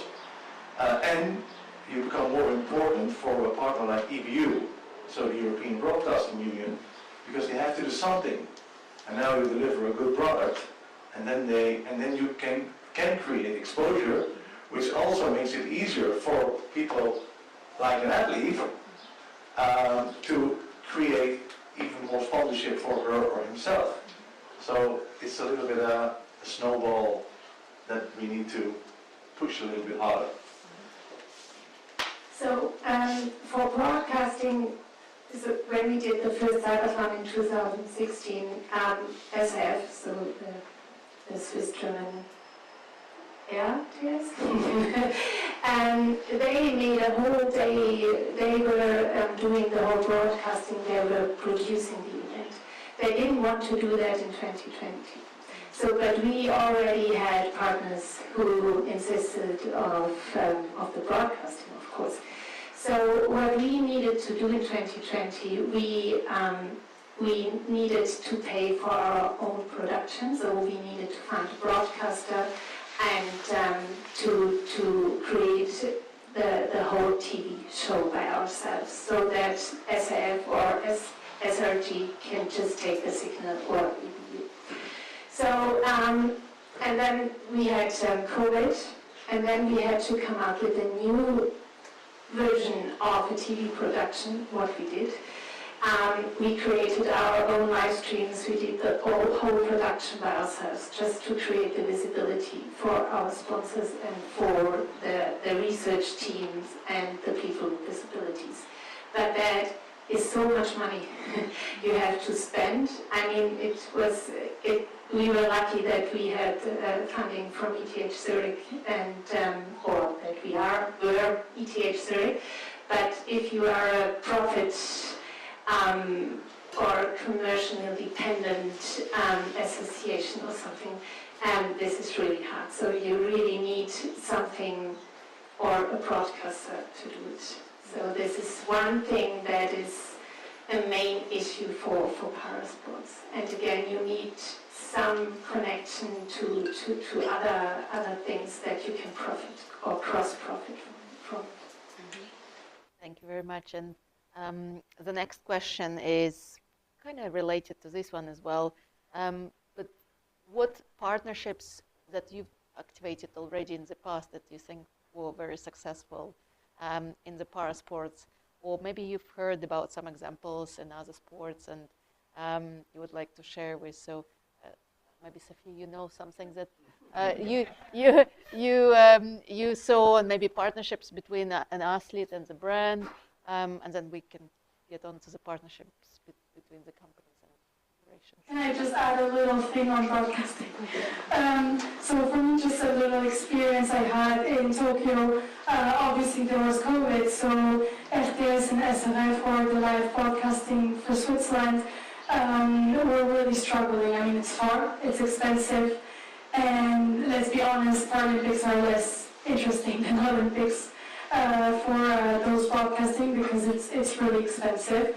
And I remember them telling me, because they know I speak 5 languages, so I was really attractive to like the different broadcasting, because we obviously speak 4 languages in Switzerland, so they each had the different broadcasters, and I was really excited that they asked me to do the interviews, but at the end, when I arrived at Tokyo, unfortunately there was only one interviewer there for the RTS, so I was quite sad about that, obviously also for the impact on it for us as athletes. I mean, I think obviously it costs a lot of money, but if we can invest in that, maybe for us it makes a real impact. And the first thing is obviously people who look, and if people look and watch, there will be more money put in that. And maybe if they don't find the funds, there's other alternatives, as Eric said, TikTok, the live streams. I mean, those are really like the important things to just broadcast it and show it.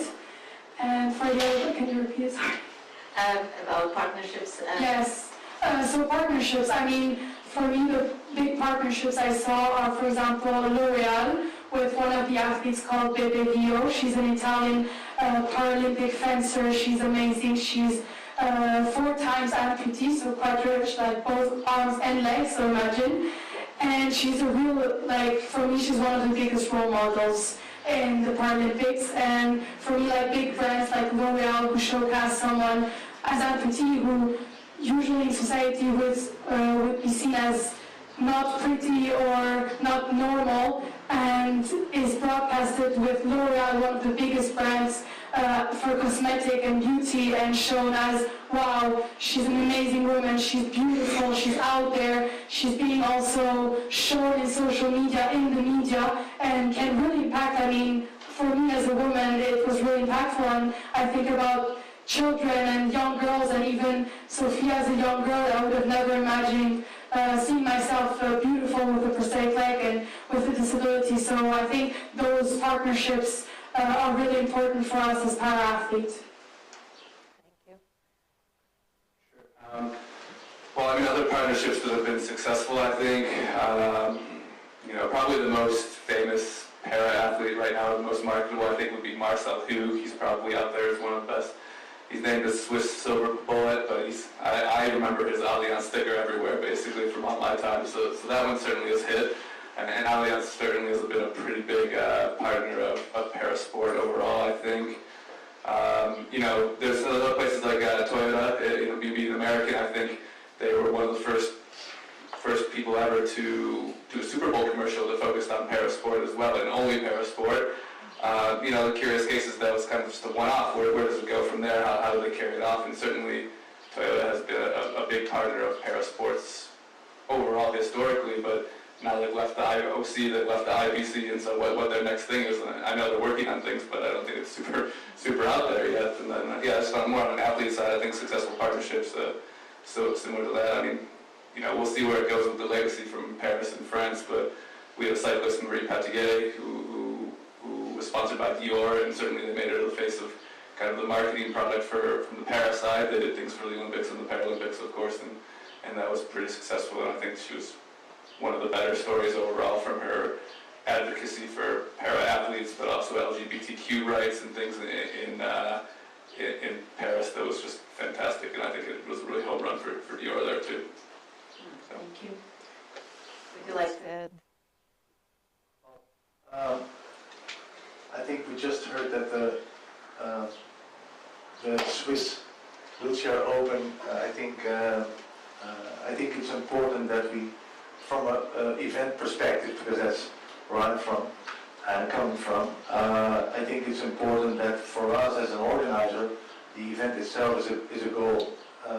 But I think you have to see an event for all the other stakeholders, so for a municipality, for a region, for a national government, for a commercial partner, or even an athlete. They can use the event to reach their own goals. And if you understand that, you can make it a success for everybody, because the athlete is not really interested in the economic impact of an event. He or she is busy with his achievement and to win that medal. And a municipality or a commercial partner, he wants to tick the box, or he wants to organize meetings or seminars with a small link to parasports, because it's inspiring. And if you think about that all the time, I think you can create something successful for all stakeholders. Yeah, our sponsors or supporters are a little bit different to parasport, because so we use the competition to accelerate the development of assistive technology. So it was also really hard for us to find sponsors or strategic partners, so they never knew if this is now corporate social responsibility or marketing, or if they want to use the content to do public relation, or if they want to have event visibility, or if they want to support a team.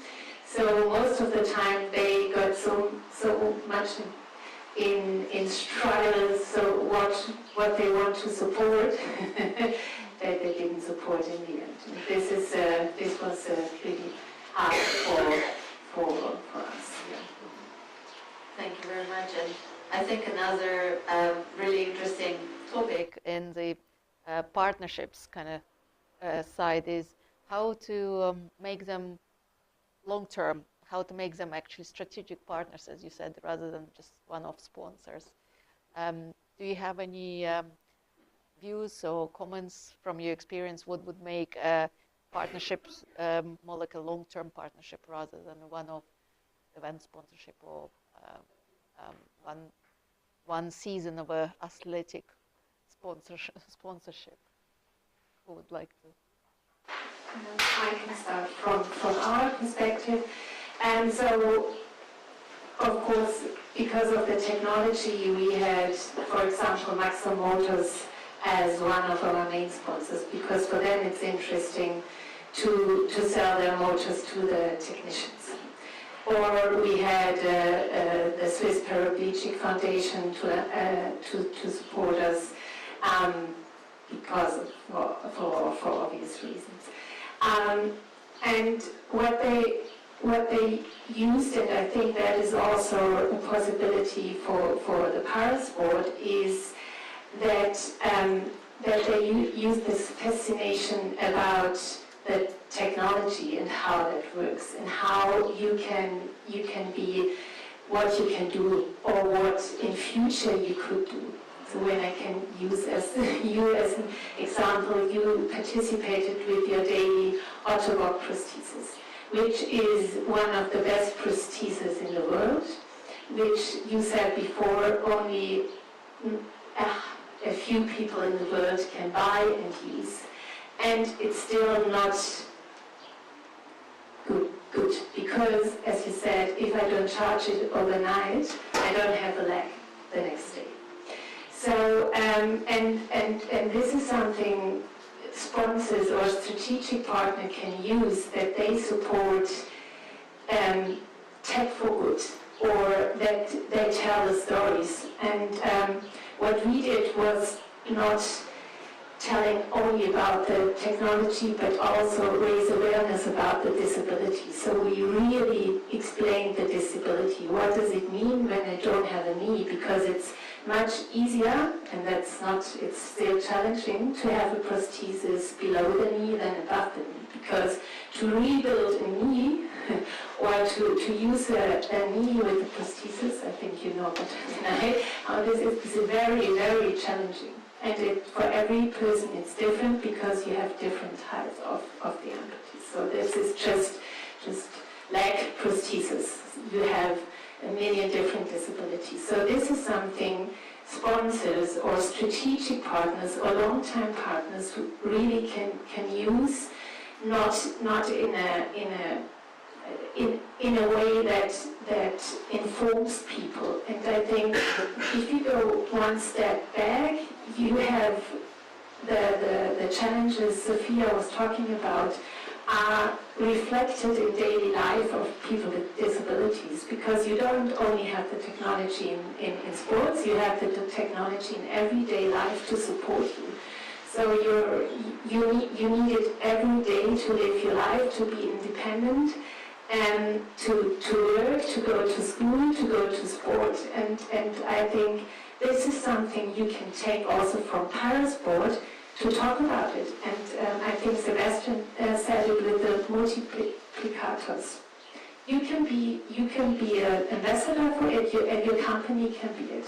And I think this is something that should change in parasport, that you really inform people, that they know, that they watch, that they know what happens when I'm having an accident, and what organs are, what changes in my body, and that we don't have that distance anymore, but understand each other. And I think that is very, very important for companies, for the whole society, for all of us.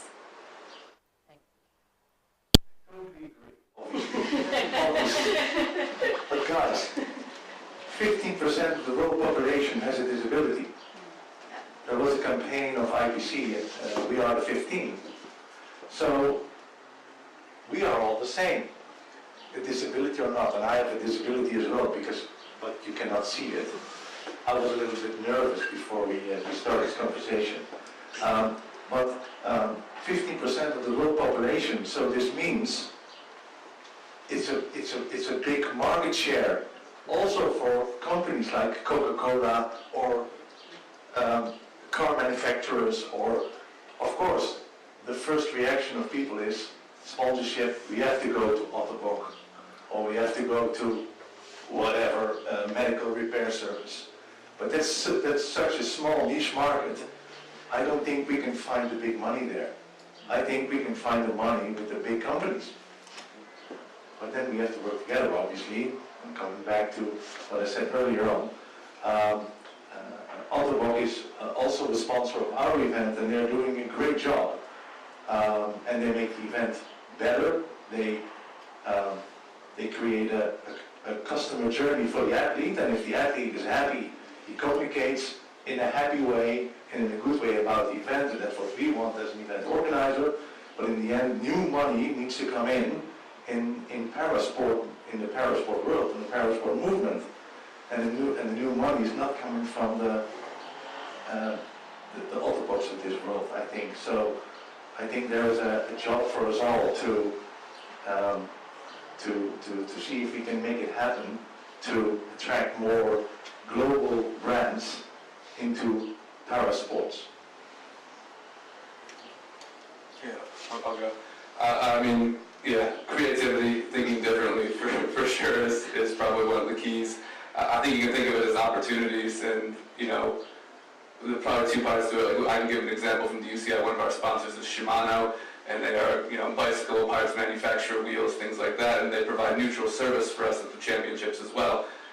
You know, just by chance, they've actually had some of their best engagement from paracycling because we've allowed them to be more creative, allowed them to take more chances. We put people in their cars, we put videographers in their cars, and when there's an accident, there's a person running out there with a chest GoPro on, filming their action, flipping the athlete back onto their bike, fixing whatever it is, and putting them on their way. And Shimano has used that as an opportunity to show what they're doing, but also in the parasport aspect, promote the parasport there. Then I think like just general opportunities too.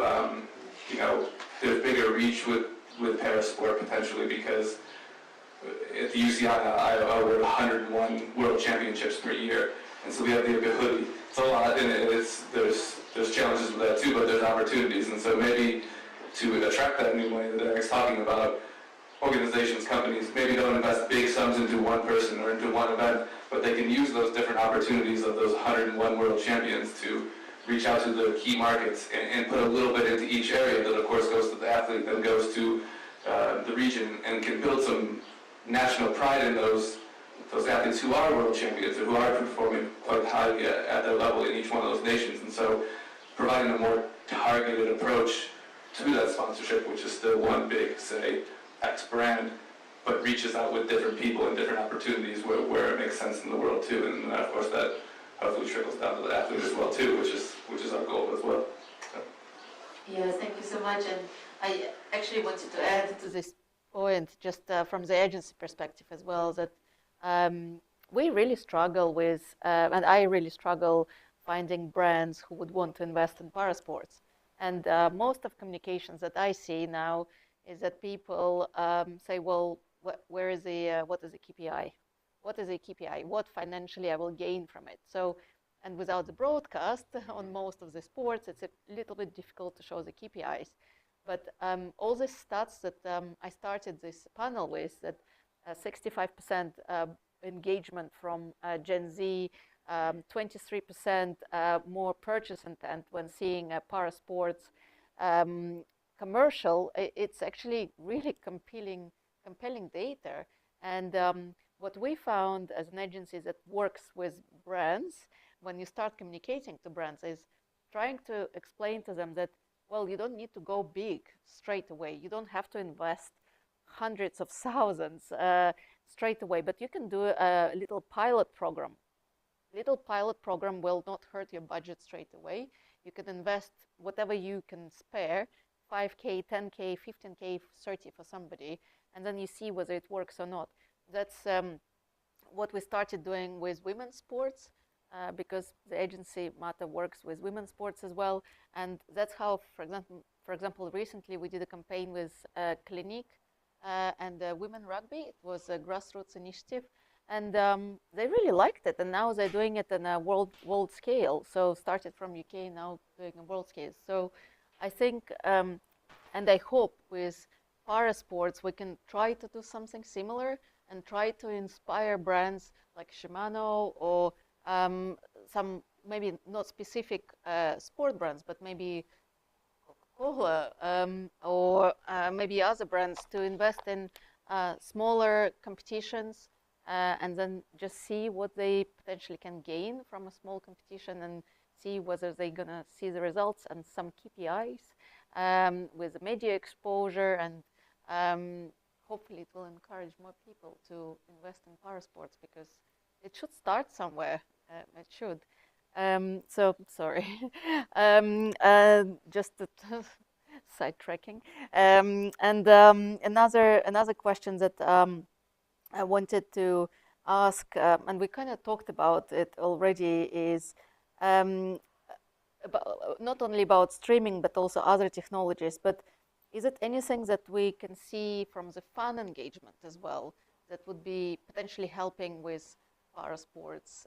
Any technologies or any initiatives that you've done in the past to get more people into the events and get more people interested in parasports?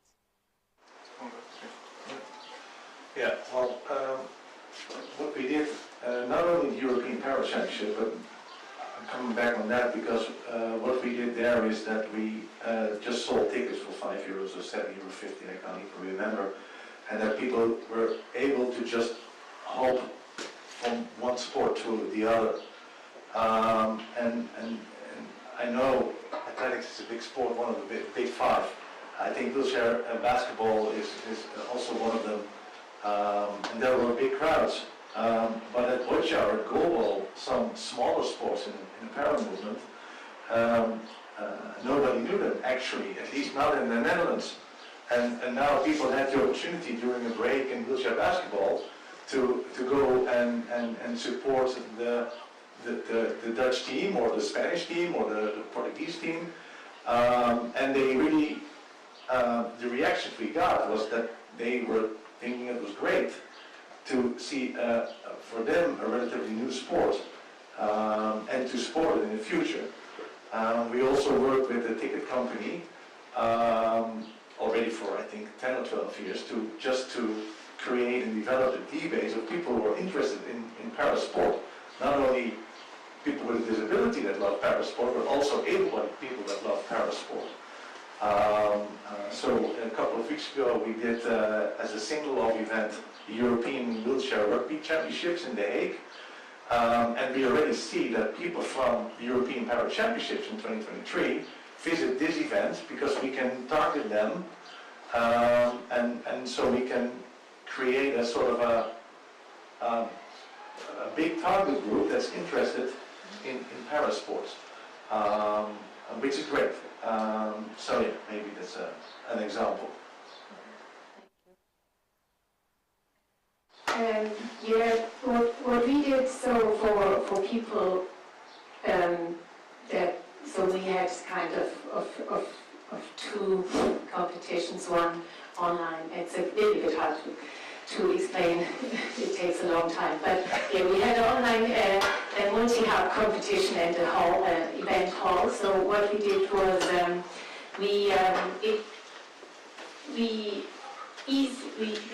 we created basic technology that people could try out and understand how all the technology works and how it works with the pilot or with the athlete together, and different kind of fun activities there.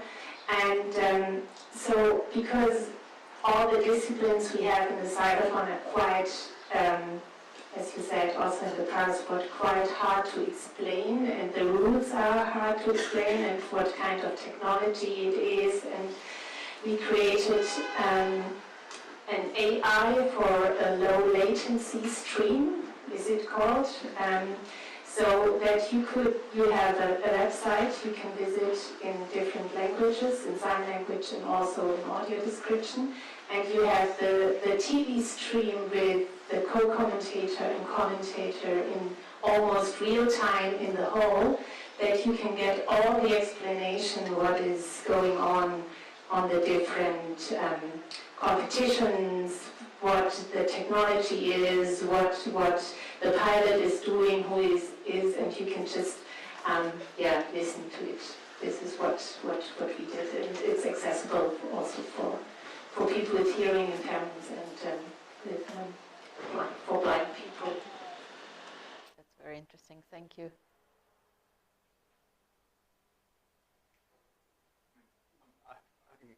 I mean, it's similar to what you said. Like, there's creativity, and we've mentioned, 15% of the people of the population have an impairment in the world. Believe it or not, actually, Switzerland even lists the number at 20% on their government website. So, it's a large population. In Switzerland, you're looking at 1 out of 5 people, and you can use that technology to engage new fans, whatever the sport is, and not just in parasport. I think too, making technology that's inclusive or allows to grab those people who would struggle to, say, understand cycling or understand rugby or understand anything that they may be interested. All of a sudden, they're going to be interested because they have the opportunity to watch that sport, be a part of that sport, to do something. And so there's a lot of opportunities, and we certainly see at the Olympics, World Cup, Paralympics, obviously, too, major events that it's there, but it needs to trickle down to all the other kind of medium-level sports events, whether it be Swiss Hockey League, whether it be Bundesliga, whether it be Premier League, other places like that, and have it more regular on an everyday basis. Thank you. So thank you so much. That was the end of our second panel, but we have two more questions from the audience. So I'll just read it out and you guys choose who would like to answer. In your mind, of you, what is the biggest challenge in organizing parasport events? Sorry. So many. The same challenges as every other event, probably to start with, but then, there's small things like, well, it's not small, I guess, but it's things that you wouldn't even think about. The last event when I worked at the IPC before I moved to the UCI was the World Para-Athletics Championships in Dubai, and that was 1,500 athletes with impairment. There's no hotel that has 1,500 fully accessible rooms anywhere.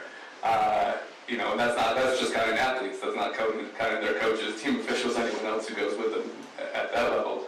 So, the transportation that goes with it, and those aren't big challenges. It's just you have to be prepared for them. You have to think in advance. You can't just start from scratch or take the plan that from a non-para event and carry it over immediately. There has to be a little bit of thought. Ramps to go over curbs, making sure all your cables are covered. Just small little things like that are critical for para events to make sure they're safe, on top of accessible, easy to do, good experiences from there, I think. So. Thank you. I mean, yeah, for me, Todd organized my World Championships in Dubai, so you did a great job. For us as athletes, the important thing is obviously accessibility, not only for us, but our audience or the people who come watch are sometimes disabled as well. So that's really important for us. Obviously, for me, what I always try to say to the federation and to my team is the athlete is the main focus, and then there's a whole team around it. And the athlete really needs to be the center of it, because we perform and there's so many factors that can obviously disrupt our competition. For me, it's kind of crazy. I go for a 100-meter sprint and I only have a tenth of a second, so if I miss that mark, I traveled, Dubai was quite far, so that's crazy. Even Tokyo, I was so scared that I could miss that mark, and then you traveled all that way, all that preparation, all that team effort, all that obviously organization from the federations, and I think there's so many people around it, and obviously my dream would be that there's more people who would be around it and motivated to obviously help our sports and federations. So that would be my little hey, help us more. But yeah, so that's what my dream is only future help more, and yeah. I think the challenge is a little bit vision, and also the challenge is governance. So if you want to do big events, you need a government, whether it's local, regional, or national. And maybe you've heard once every 4 years there are elections, or sometimes even more often. And sometimes things can change over a year time. And big events do take a lot of time to prepare. So you need, on some moment, you need to go for an event. For example, football championships in America, I'm sure you not come up with a host 6 months before, because then there's no time to organize. Maybe you can execute the event well, but that's also a little bit a pity, because then you cannot use the event as a platform to engage new target groups, organize side events or whatever. So I think that structure, and we cannot change that, I'm afraid. But that's a challenge. That's really a challenge. Yeah, I think all things that have been said before, you need a venue you can read those because of all the things you have to ramps, wheelchair stands. So you really need to find, as I said, governments, venues, locations that are flexible, that are changing things on short notice, because otherwise, as you said, people can really not attend. There have to be accessible things that they can attend, and you have to make it possible. You have to go the extra mile. You have to have visions, and you have to have solutions, because otherwise it's not going to happen. So this is back to inclusion. You need to want to include people, and you need to want to do it, and then it happens. But if you have people shutting down the walls, it's not going to happen. Thank you very much. And actually, we have a question specifically for Todd, but I think it would be really useful if both Todd and Eric could answer. What are the benefits of organizing para sports, so paracycling and cycling events together, and what other sports can learn from it? But I think, Eric, you could also answer this question because you organized different events under one roof. So what other sports can learn from having different events for disabled and not disabled people organized together? So able-bodied and parasport together, or any combined event? Any combined event. Well, for example, in 2023 we had a couple of VIs, so it's visual impairments. We tried to do some kind of economy of scale. So I don't know if you guys know what classification is, but in a lot of sports, an athlete needs to be classified before he can run into a competition, and a big event normally takes place a day or 2 days before the competition starts.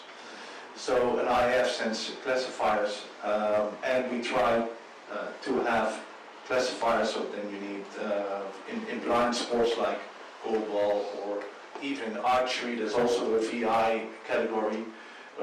We hired the let's say machinery to classify these athletes, and we just hired classifiers to do all the different sports for VIs. So I think you can profit from that. But we also experienced that some IFs, they don't have really a lot of experience in, for example, VI. So in 2019 we did the Archery World Championships in the Netherlands, and we combined it with the Para Archery World Championships. So back to back. And the VI was a little bit new for World Archery. And we had the experience of organizing the UCI Paracycling World Championships and track as well. But I think Todd came a little bit later. But so we actually used the classifiers of UCI for archery. So I think also IFs can really learn from each other. And it's just working together in combined strengths again. Yeah. We've actually been doing that a lot too for other sports. We did the same thing in Zurich actually. On top of our combined aspect of para, non-para championships, actually we did classification with skiing at the same time there too, because it saved everybody money and it made sense for us because we were going to invest in it no matter what at that time. The benefits to combined championships from a para, non-para standpoint and what federations could learn. I mean, the clear aspect that we learned is that it could jumpstart the visibility of para much quicker with minimal additional resources. And so that was the opportunity that we took, of course, in Glasgow and in Zurich. And it's carried over to, we'll be again part of that championship in 2027 as the All Cycling Championships. And we've also started to receive bids for the future now of integrated para championships. And so 2030 has already been awarded to Australia, who will have para and non-para track championships as one event for the first time outside of these combined championships. And I do anticipate that will probably continue. It needs to sometimes be organized or led, but UCI is trying to push that as well.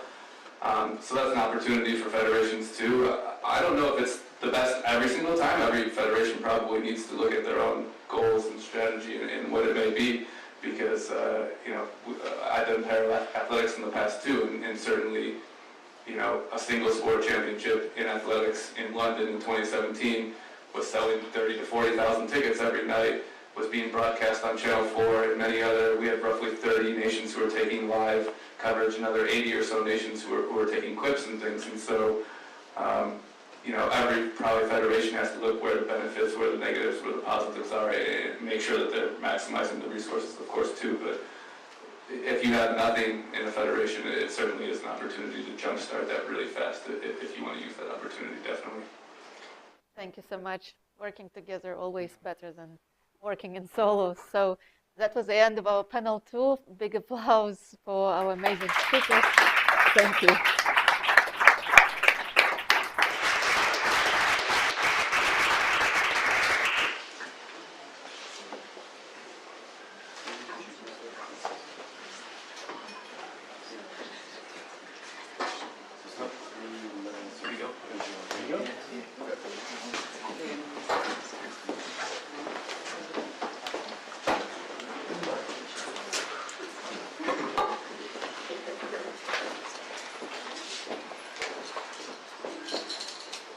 Thank you all the panelists for your insightful discussion and narration of making us understand what's the current status of parasport is and how we can all take it to the future. So, before we close the evening, we would like to extend our grateful and heartfelt thank you to all the volunteers over there. Guys, say hi.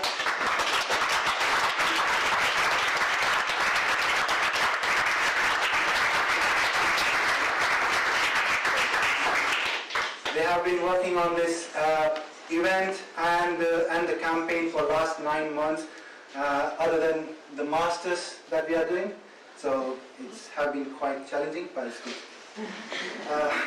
We would also like to thank the CTN committee to giving us the opportunity to host this event and for their unwavering support throughout the journey.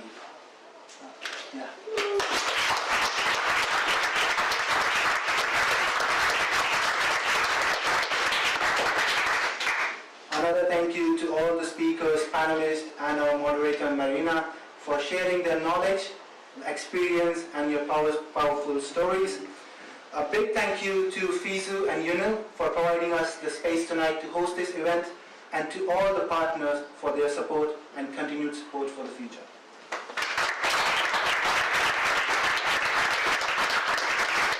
So just a few notes before we wrap up and head out to the apéro. Tonight is just the beginning. The conversation and the work needs to continue on. So we're excited to share that in partnership with MATA, CTN will soon launch a workshop series exploring key topics within parasport. So please stay tuned for this. And then in the spirit of continuing the conversation, we also want to highlight the next phase of the Leveling the Field campaign. We're calling for nominations to help us continue this work. Visit the exhibition outside, read and share the stories, and scan the QR code at the end of the exhibition to make a nomination. So on behalf of CTN, thank you again for joining us. We hope you leave tonight inspired to be an advocate for parasport. And don't forget to log your miles before midnight, or your kilometers, sorry. And enjoy the rest of your evening, and we'll see you at the apéro. Thank you.